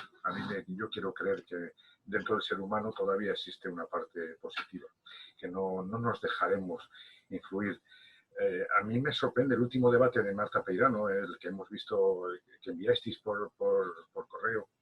Establece 2 sistemas. Uno es el sistema chino, que es el del control absoluto, y además conocido, sabiendo que te están controlando absolutamente todo lo que haces para perder o ganar puntos. Y el otro sistema que existe en el resto del mundo occidental, que es el control oculto. Yo quiero creer que contra todo eso todavía se puede luchar y que puede haber un sistema totalmente independiente. Yo sigo creyendo, yo creo en el ser humano. Bueno, yo parece que... Sí. Bueno, Antonio. A mí parece que me toca estar en la otra posición diferente a la de Fermín, pero en realidad me sorprendió en la lectura del libro, y me sorprende muchísimo, porque a pesar de haberlo vivido un poquito mi experiencia profesional, la verdad es que esta chica ha hecho un análisis de la historia de todo esto espectacular, O sea, yo como profesional que ha estado en España trabajando muchos años, quizás pues era una multinacional, pero estábamos en la tecnología punta y yo he vivido muchas de las cosas que cuenta esta chica personalmente. Me sorprende el análisis y el estudio histórico que hace. O sea, es una joya. O sea, a mí me ha aclarado cosas que yo no he entendido y que me han ocurrido en carnes propias, ¿no? Pero esta pelea entre... Porque yo era muy normalito, pero realmente en la profesión de la tecnología, entre los informáticos, hay unos genios con unas capacidades absolutamente increíbles. Y toda esa gente ha estado peleando porque las cosas fueran redes abiertas, ¿no? Como el Berners-Lee y como otra mucha gente, como el Stallman, ¿no? Peleando precisamente para que esta nueva tecnología no acabara en manos de unos pocos. Pero yo esa batalla la veo perdida, Fermín. Puede ser que aparezcan novedades en el futuro, nadie te lo quita, porque genios siempre ha habido. Pero digamos que yo me pareció haber vivido esa batalla y haberla perdido. O sea, esa es la sensación que yo tengo, ¿no? Después de hablar con colegas, con amigos, o sea, porque es que era un debate constante durante unos cuantos años, ¿no? Y tu propia resistencia como profesional que intentabas que no cae en la trampa de una empresa, ¿no? Que te vendían siempre, no, pero todo esto nosotros no lo controlamos. Yo personalmente no pude ir, pero tengo un compañero que estuvo en la central mundial de la CIA, donde se repartían los dominios de Internet y todo esto. Y básicamente todo este montaje que nació, como tú bien sabes, de los militares estadounidenses, eso siguió durante mucho tiempo en esas manos y lo que se ha ido soltando es porque se tenía el control en otro nivel. O sea, a mi modo de ver es que las cosas que aparentemente parecía que liberalizaban, democratizaban la tecnología, es porque se había dado un paso en el control que tú todavía no te habías enterado. O sea, cuando alguien te deja algo es porque ya sabe cómo controlarte desde otro punto más alto, ¿no? Y esa es la sensación que a mí me parece que me ha quedado en el cuerpo y que quizá pues esté un poco desactualizado, las cosas como son.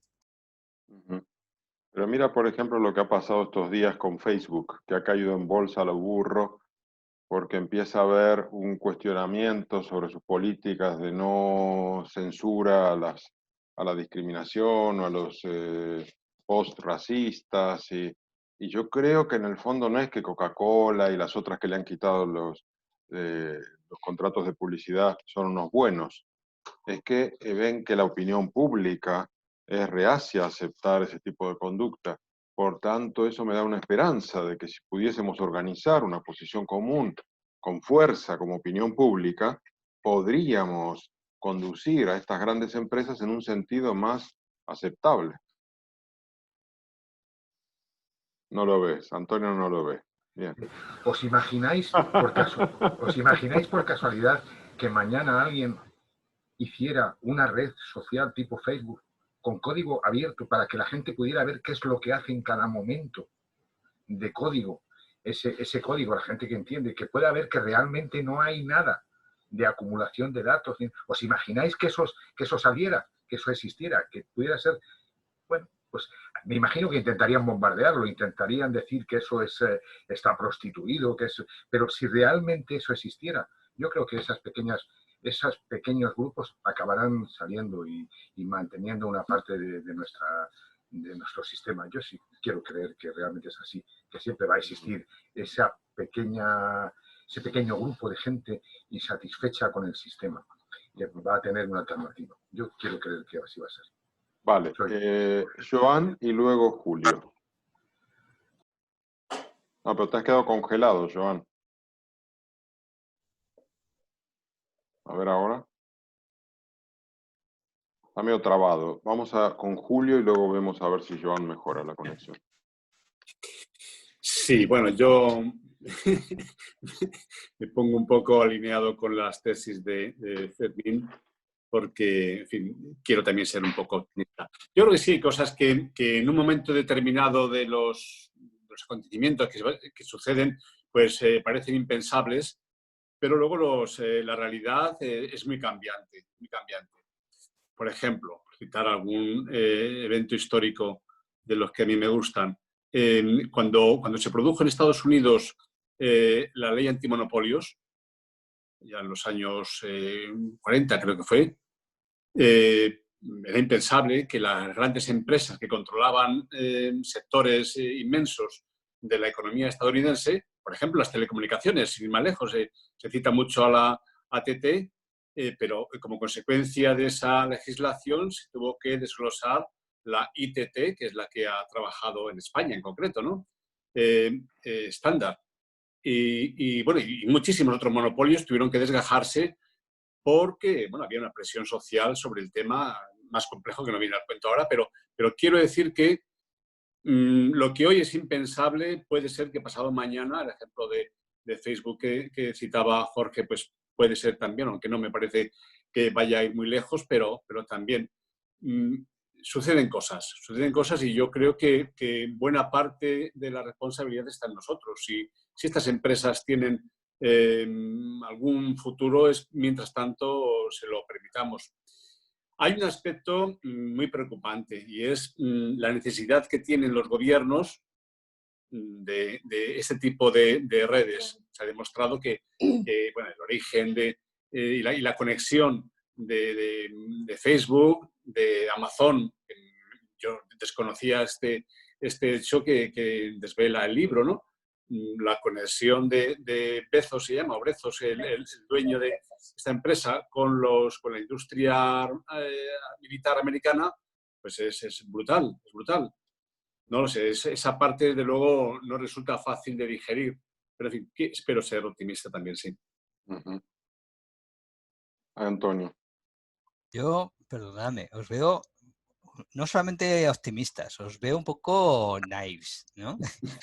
O sea, a ver, Julio, o sea, cuando de repente deciden partir a TT o de repente deciden algo, es porque el asunto importante está en otro sitio ya. O sea, cuando las cosas se liberalizan, es porque ya no son las que hay que supervisar, ¿vale? O sea, desde mi punto de vista, lo que nosotros sabemos no tiene nada que ver con lo que está ocurriendo. O sea, yo creo que hay un desfase entre lo que ocurre y lo que nosotros creemos que somos conscientes. O sea, cuando tirar cables por el suelo, cuando la liberalización de las centralitas, cuando la liberalización del TCP/IP, cuando la liberalización de no sé qué, ¿no?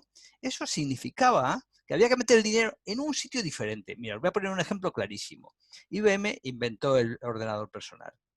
Y hace 15 años, ya no me acuerdo ni cuándo, dijo, yo no quiero fabricar ordenadores personales. Y era casi el que más vendía. Porque de repente dice, pero si es que la pasta está en otro sitio. O sea, ya no quiero fabricar esto, porque la pasta está en otro sitio. Y la pasta ahora mismo, pues parece que se fue viendo que acababa siendo en el software y en las redes sociales. Estos bandazos que ocurren, a mí me parece un poco naif, perdóname, que pienses que es por la presión social que se producen esos cambios legislativos. O sea, se produce cambio legislativo cuando ya no es necesario que exista porque el dinero está en otra parte. Es como cuando desaparecieron los esclavos en el mundo. Cuando se vieron que era más barato pagar un salario que tener esclavos, decidieron que no había esclavitud, porque tenían un sistema mucho mejor. Pero si tú quieres creerte que las cosas son como tú piensas, o sea, yo tampoco tampoco sé a ciencia cierta que las cosas no sean así, pero tengo tendencia a no creerme lo que me cuentan, ¿eh? Magda. Sí, bueno, a mí me gustaría ser optimista, pero creo que sí que pecamos, me ha sacado la palabra de la boca Antonio, pecamos un poco de ser naifs. Y no es porque no se ha conseguido grandes cambios o revoluciones gracias a la presión social, porque sí, ¿no? Y la historia de todas las revoluciones nos lo demuestra, sino porque pues, actualmente el poder efectivamente está en otros sitios. Y yo creo que aparecen estos pequeños brotes de redes sociales de código abierto. Yo personalmente, bueno, estuve en un centro cívico de aquí, del barrio, que promueve redes sociales un poco alternativas, ¿no? Y sin control y sin intereses comerciales de por medio. Incluso me saqué la foto de cuáles redes son, no me acuerdo de ninguna, porque no me sonaba ninguna, y ahí está la foto entre millones de fotos que tengo en el móvil, ¿no? Y creo que es lo que nos pasa, ¿no? Que sabemos que habrá mucha gente en el mundo que piense, que se intenta organizar, pero que la fuerza y el poder real no está ahí. Y realmente, pues con los medios que disponemos contra el poder actual, es muy, muy complicado. Una pregunta, así también desde la ignorancia. ¿Blockchain no será alguna tecnología que nos podría acercar un poco a la democratización, aunque no va exactamente con redes sociales? Pero bueno, ¿hay esperanza en blockchain o no hay esperanza en blockchain, Antonio? Es un sistema fantástico, una tecnología fantástica, compartida, distribuida, no centralizada, no controlada por nadie. La idea es fantástica y será fantástica si se acepta que funcione como sistema. Si no se acepta, pues claro, ¿de qué sirve que alguna tecnología sea tan maravillosa? Porque fíjate, ni siquiera se puede conocer quién fue realmente Sakamoto o el hombre que montó esto, porque no se desconoce quién fue, pero la tecnología, la teoría es buenísima. Lo que pasa que, bueno, si nadie respalda, si nadie te acepta un dinero que está hecho por blockchain, pues no te sirve de gran cosa. Pero la teoría, el blockchain, la cadena de bloques, es fantástica, es una técnica fabulosa. Yo sí quiero creer que seguirá habiendo gente como esta, que irá sacando cosas que nos irán haciendo la vida un poquito más libre. Y entonces iremos metiéndonos en ese sistema. Fijaros, yo os iba a contar que cuando yo era más joven y vivía en Madrid ciudad, entonces me dedicaba a robar wifis, porque era lo lógico, era robar la wifi. Yo decía, si la wifi pasa por mi casa, yo la puedo coger, es lo que hacen en el centro este de Estados Unidos, del NSA, pasan tus datos y ellos los cogen y los leen. Pues yo cogía las wifi que pasaban por mi casa y las cogía, jamás pagué un sistema de datos. Yo le robaba a Telefónica, me encantaba.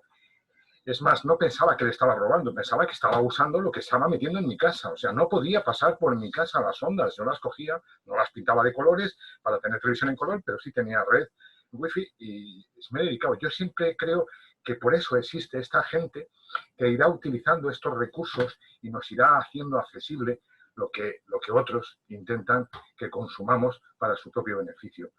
Por eso soy optimista. A mí sí me gusta creer que en el mundo existirán este grupo de gente, de los Stallman y gente como esta, y yo seguiré viviendo en ese mundo porque quiero creer que se puede estar en esa cueva hackeando estas cosas, porque yo creo que es factible y que todo tiene su parte, sus pequeños huecos. Hasta el Windows se le encontraron cantidad de agujeros y agujeros. Cada día aparecen agujeros en todos los sistemas operativos. Es muy difícil realmente que no los haya. Y yo quiero creer que todo esto se va a utilizar también por una pequeña parte para salir adelante. Y yo en eso soy optimista. Sigo siendo. Pues muy bien. Joan, no sé si ahora se te escucha bien o no. Espera, micrófono. Perdonad que he tenido un problema técnico. Básicamente mi nueva pantalla interfería con el wifi, ya lo he localizado, ya he parado la interferencia. No, dejarme que rompa una lanza por la tecnología. La tecnología al final es una herramienta y lo que depende es cómo la utilizamos. Cierto que los nombres que nos aparecen a todos en la cabeza cuando hablamos de Internet, los Googles, los Facebook, como no han tenido ningún pudor en decir que son monopolios y que son monopolios de la información, son más antipáticos, pero cojamos cualquier otro campo. Cojamos el campo de los coches. Creemos que hay 200 marcas y en realidad hay 4 fabricantes. Si vemos que allí un determinado conglomerado tiene 10 o 12 marcas de coches. Al final, hoy en día los conglomerados empresariales son enormes en todos los sentidos. El 80% de las baterías de los coches eléctricos se está produciendo en China y no tenemos ningún miedo a eso y deberíamos, creo. Lo que ocurre es que en el mundo de la información han sido más, oye, pues sí, pues yo tengo toda la información de todos vosotros y qué ocurre. Pero antes hablabais, por ejemplo, de qué ocurriría si hubiese una red, el código de una red social en abierto. Pues vayamos a GitHub y hay alguna. Hablábamos de blockchain. Blockchain nos permitir hacer que las cosas estuviesen centradas en el ciudadano y que fuésemos nosotros los que en cada momento decidiésemos que de nuestra identidad se muestra o no. Y eso es código abierto desde el día cero. En estos momentos, por cuestiones así un poco extrañas, estoy muy metido en el mundo del blockchain. Eso es código abierto desde día cero. Hay una posibilidad real de que haya parte de ese control, evidentemente. Las grandes corporaciones en cualquier campo van a tener muchísimo control siempre, pero hay un escenario real en el que nosotros como ciudadanos vamos ganando cada vez más control. Estoy absolutamente convencido. Pues nada, muy bien, vamos a avanzar, que nos quedan 15 minutos, al tercer capítulo, que es vigilancia, en el que habla de Lawrence Page y Sergey Brin, cuando trataban de mejorar el buscador de la biblioteca digital de la Universidad de Stanford y querían lograr que entendiese lo que buscaban y contestase lo que querían. Entonces, buscando financiación, consiguieron una beca de un departamento de inteligencia de Estados Unidos, justamente llamado Massive Digital Data System Project, y perteneciente a la CIA, que quería crear un sistema para rastrear las comunicaciones y movimientos de todos los usuarios y registrar su huella digital. De ese matrimonio entre estos chicos que querían mejorar la búsqueda y la inteligencia americana que quería mejorar también la investigación de los usuarios, es de donde nace finalmente Google, el mayor buscador de Internet. Peirano subraya las vinculaciones que desde un origen tuvieron los organismos de inteligencia con la investigación universitaria en ciencias computacionales, una relación derivada del proceso colaborativo que comenzó entre la universidad y las Fuerzas Armadas tras la Segunda Guerra Mundial. ARPANET fue un resultado de esta colaboración. Como dice el periodista Mark Ames, dice Peirano, el Pentágono inventó Internet para hacer la máquina de vigilancia perfecta. La vigilancia está grabada a fuego en su ADN.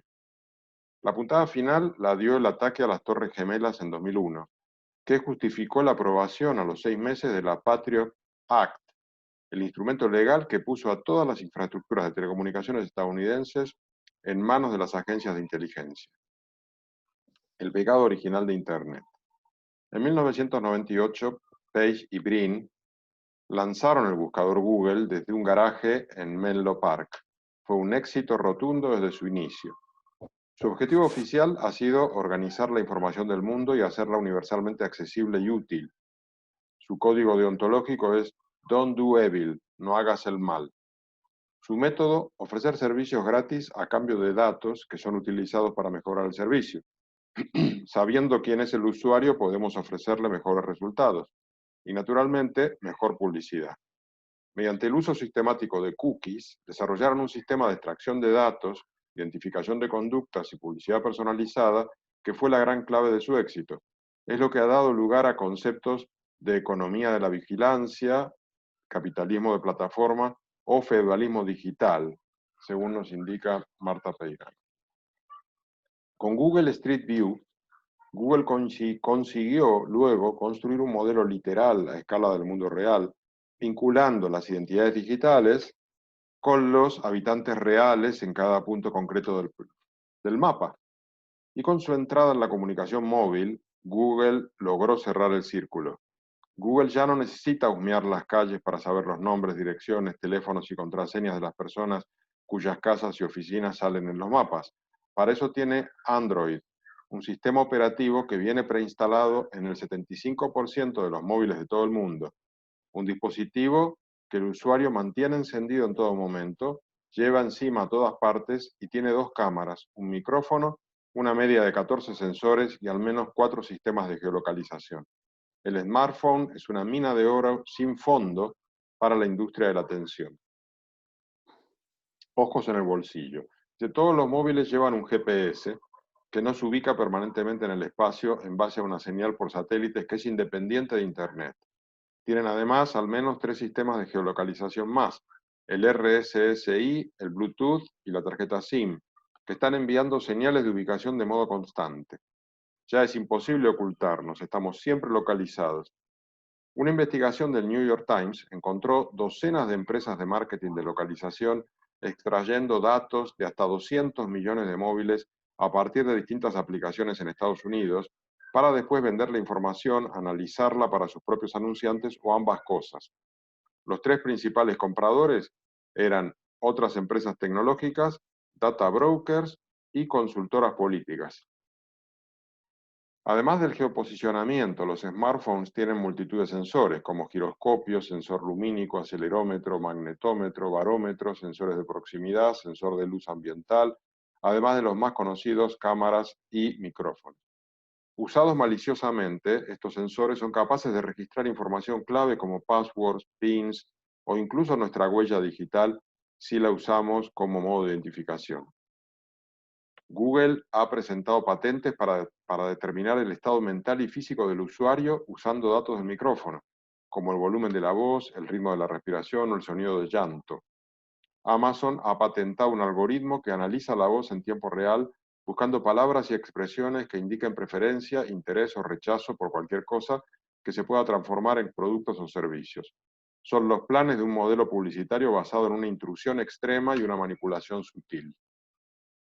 Y aquí yo hago la pregunta, ¿aceptas que te espíen? Y Porque yo te respondo, ya lo están haciendo. Te respondo con una pregunta. ¿Irás a comprar a Mercadona? Sí. Es que Mercadona está poniendo unas cámaras de identificación de personas para la entrada, para rechazar gente que está buscada. Eso ha empezado ayer o antes de ayer. El otro día Mercadona en 40 de sus establecimientos está poniendo cámaras de identificación de la persona con un cartelito diciendo que a partir de este momento, y no se sabe con qué fines lo está usando. Pero claro, tendremos que seguir comprando alimentos. Bueno, pues quizás tendremos que renunciar a ir a Mercadona.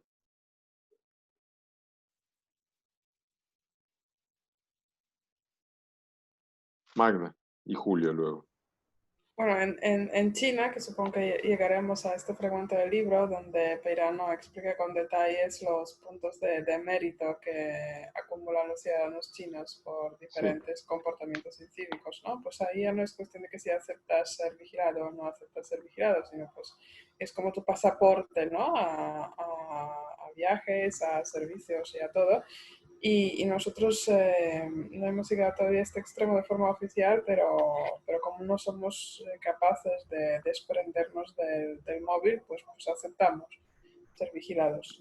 Ya no es cuestión voluntaria, sino es una realidad, y solo renunciando completamente el móvil a conexión de internet podemos decir, o nos vigilan menos. No es que nos dejen de vigilar, porque no nos olvidemos de los sensores de Mercadona y miles que hay en las ciudades y en los smart cities, que también nos tienen más o menos pillados, o por matrículas de coche, o por hay muchos sistemas, ¿no? de vigilar. Por lo tanto, yo creo que ya nos hemos acostumbrado tanto que casi nos pasa desapercibido ser vigilado.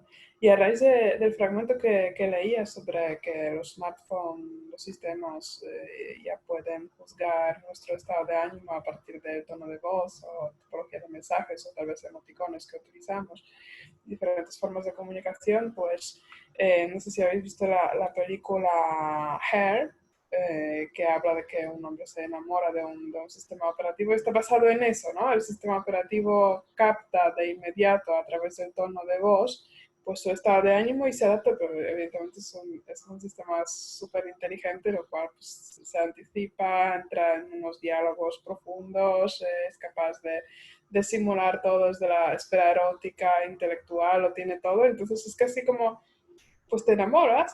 La pregunta es, ¿te enamorarías de un sistema operativo?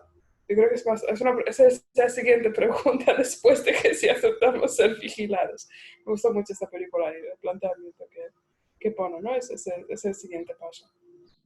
Julio. Y luego Joan. Claro, es que todo esto es muy complicado, porque, no sé, cuando nos sentíamos espiados por la portera o por la vecina que miraba por la mirilla, pues indudablemente pues, nos indignábamos o por el vecino. Y todo eso, pues claro, es muy directo y te produce rechazo. Pero claro, cuando tienes al enemigo en casa, o mejor dicho, en el bolsillo, y no te enteras. Es decir, que me estoy enterando ahora, sospechas y tal, pero la lectura de este libro a mí me ha abierto muchísimo los ojos. Pero bueno, ese es el pan de cada día. Tenemos al enemigo en el bolsillo y nos está robando información permanente de todo, de muchas cosas que yo ni me podía imaginar. Entonces, claro, eso es muy sutil. ¿Cómo te vas a oponer a algo que no ves, que no se toca, que no tienes, que vas a meter al móvil en el cubo de la basura y te olvidas de él? No nos vamos a olvidar. No lo sé. Indudablemente la pregunta que haces tiene una respuesta inmediatamente fácil, pero si la desentrañas un poco, no me resulta sencillo decir si estamos dispuestos a...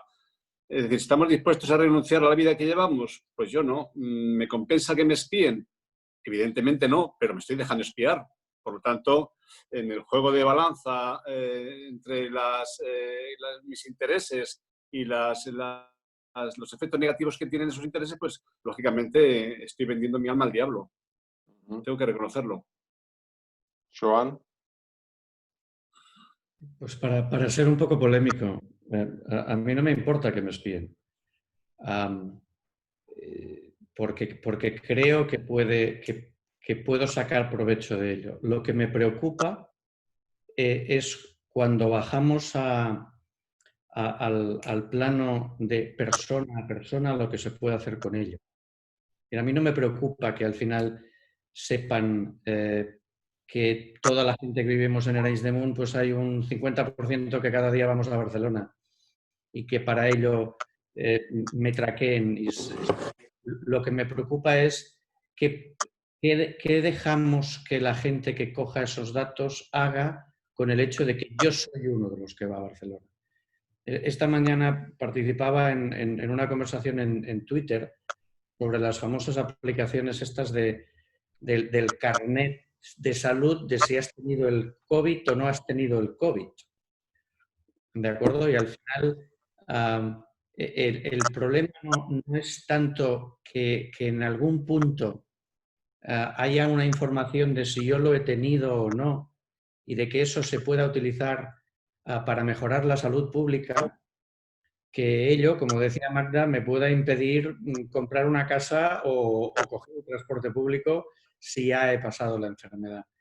Yo creo que no es tanto que nos espíen, y yo creo que eso nos han espiado siempre a la vecina o quien sea con la tecnología que había, sino hasta qué punto se puede utilizar la información individual para fines éticamente dudosos.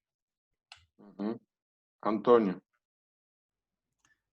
Creo que Joan ha estado ahí acertado, me parece, porque efectivamente hay en esto, o sea, en primer lugar no sabemos lo que saben de nosotros, ¿no? Como bien se dice muchas veces, probablemente saben más de nosotros que nosotros mismos, ¿no? Hasta ahí, vale. Y nos están recopilando los datos. El problema es que tú no te sientes peligroso para el sistema, entonces tú no tienes ningún miedo de que te espíen, ¿vale? Pero me da pánico pensar que los que puedan ser peligrosos, no se sabe muy bien si para un negocio, un sistema, un político concreto, un algo, puedan ser extraídos de la sociedad, como ocurrió en Estados Unidos, que han sido pues básicamente secuestrados, ¿no? Que te puedan hundir tu vida, que te puedan duplicar digitalmente para sacar toda tu información y todo tu dinero del banco. O sea, te tienen pillado.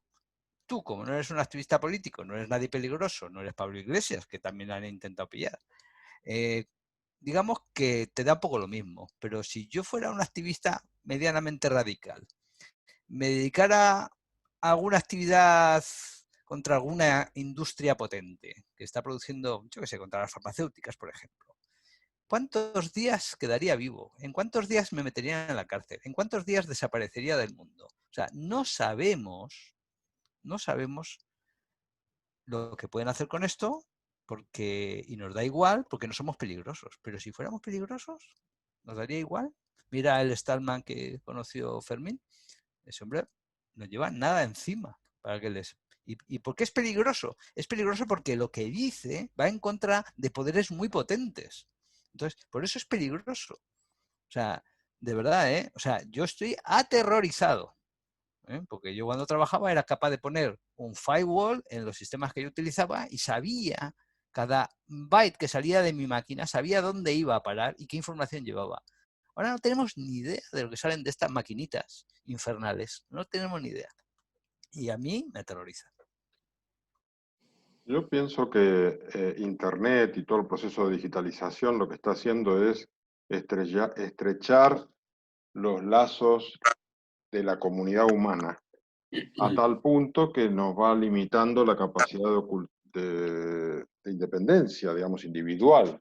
Estamos cada vez más ligados al colectivo y por tanto, si nos dejamos domesticar por los hábitos buenos del colectivo, no vamos a tener problemas, pero si queremos ser alternativos, vamos a tener más problemas y me hubiese gustado llegar hoy al apartado del crédito social en China porque me parece el riesgo que tiene todo esto. Ahora te doy la palabra, Joan. El riesgo acentuado por el hecho de que hay un proceso de tendencia al autoritarismo de los gobiernos de los mayores países. No solamente China, Rusia, Turquía, India, Estados Unidos, incluso con Trump. Y todos están usando este tipo de tecnología. Y todos están usándola con el mayor, no sé, el que más desparpajo tiene es China, sin duda, que ya está estableciendo un sistema de crédito que evalúa a sus ciudadanos en base a unos baremos, como si fuese un carnet de conducir, pero que ya son conductas de todo orden. Es decir, si tú eres alcohólico, pues bajas los puntos y se te condena a un ostracismo social, se te condena a no poder viajar. Es decir, como decir, el máximo anhelo de una persona, el premio por ser bueno, es poder moverte. Pues si no lo eres, se te establece una especie de cárcel virtual que es que no puedes acceder a créditos, no puedes viajar, no puedes comprar billetes, no puedes hacer nada, y los criterios con los que se te mida son criterios absolutamente arbitrarios. Ese es el terror, ¿no? Que eso se pueda generalizar. Pero bueno, ese era un apartado que no hemos llegado y se nos está acabando el tiempo. Joan. Espera, que no hay micrófono. Te hacía así por darte la razón, diciendo, Dios mío. Pero sí, está claro. Si un gobierno tiene tics totalitaristas con más información y más control, evidentemente lo consigue antes. Está claro. Por eso decía que... Y la autora en el primer capítulo tiene una frase tremenda y es la atención y el control no están presentes en las leyes, pero todas esas empresas los tienen muy claros. Sí, es verdad. Sí, yo creo que realmente lo preocupante, como decía Joan, no es... La mayor parte de la gente piensa, a mí no me importa que me controlen, no tengo nada que ocultar, en teoría, generalmente. Entonces, bueno, a mí tampoco me importa. Eso es lo que pensamos. A mí lo que realmente me preocupa es que con la información que tienen puedan condicionarte más fácilmente. Es decir, sabiendo cómo eres, yo sé qué hacer para que tú votes a Trump y vuelva a ganar este individuo y Bolsonaro también. Y Putin esté hasta el año 34. Y lo voy a conseguir. Y lo voy a conseguir a base de manejar los conocimientos que tengo sobre tu forma de pensar. Y lo voy a utilizar. Y eso es lo que a mí me preocupa. Eso es lo que más me preocupa del sistema. Exacto. Pues nada, si os parece, como hemos llegado ya a las 9, no hemos llegado a cubrir los 4 primeros capítulos, pero bueno, es porque el libro es súper interesante. Retomaremos en 2 semanas donde hemos dejado y bueno, iremos a la velocidad que podamos, para que Magda no me acuse de acelerado y vea que yo también puedo ser slow, si hace falta. Mira, hasta incluso podría haber una tercera sesión, si queréis, pero bueno, como va a ser en agosto, no creo. Pues nada, muchísimas gracias a todos y en especial a Joan por animarte por primera vez. Y nada, nos vemos la próxima semana. Arrancamos con un libro súper interesante que la guía la está preparando Magda, que es, recuérdame el nombre, Magda. La vida secreta de la mente, de Mariano Sigman. Mariano Sigman. Una autoridad mundial de neurociencia. El libro es fascinante, realmente. Y que lo bueno tenemos el contacto con Mariano Sigman a través de mi hermana y mi sobrino que hizo el doctorado con él, y ya se ha ofrecido a participar de un debate con nosotros cuando hayamos terminado el libro, con lo cual los animo a todos a leerlo para poder después comentarlo con el autor. Y nada más. Buenas tardes. Gracias, Jorge. Gracias. Hasta luego. Gracias. Un abrazo. Buenas Hasta luego. tardes. Buenas tardes, hasta luego. Bueno.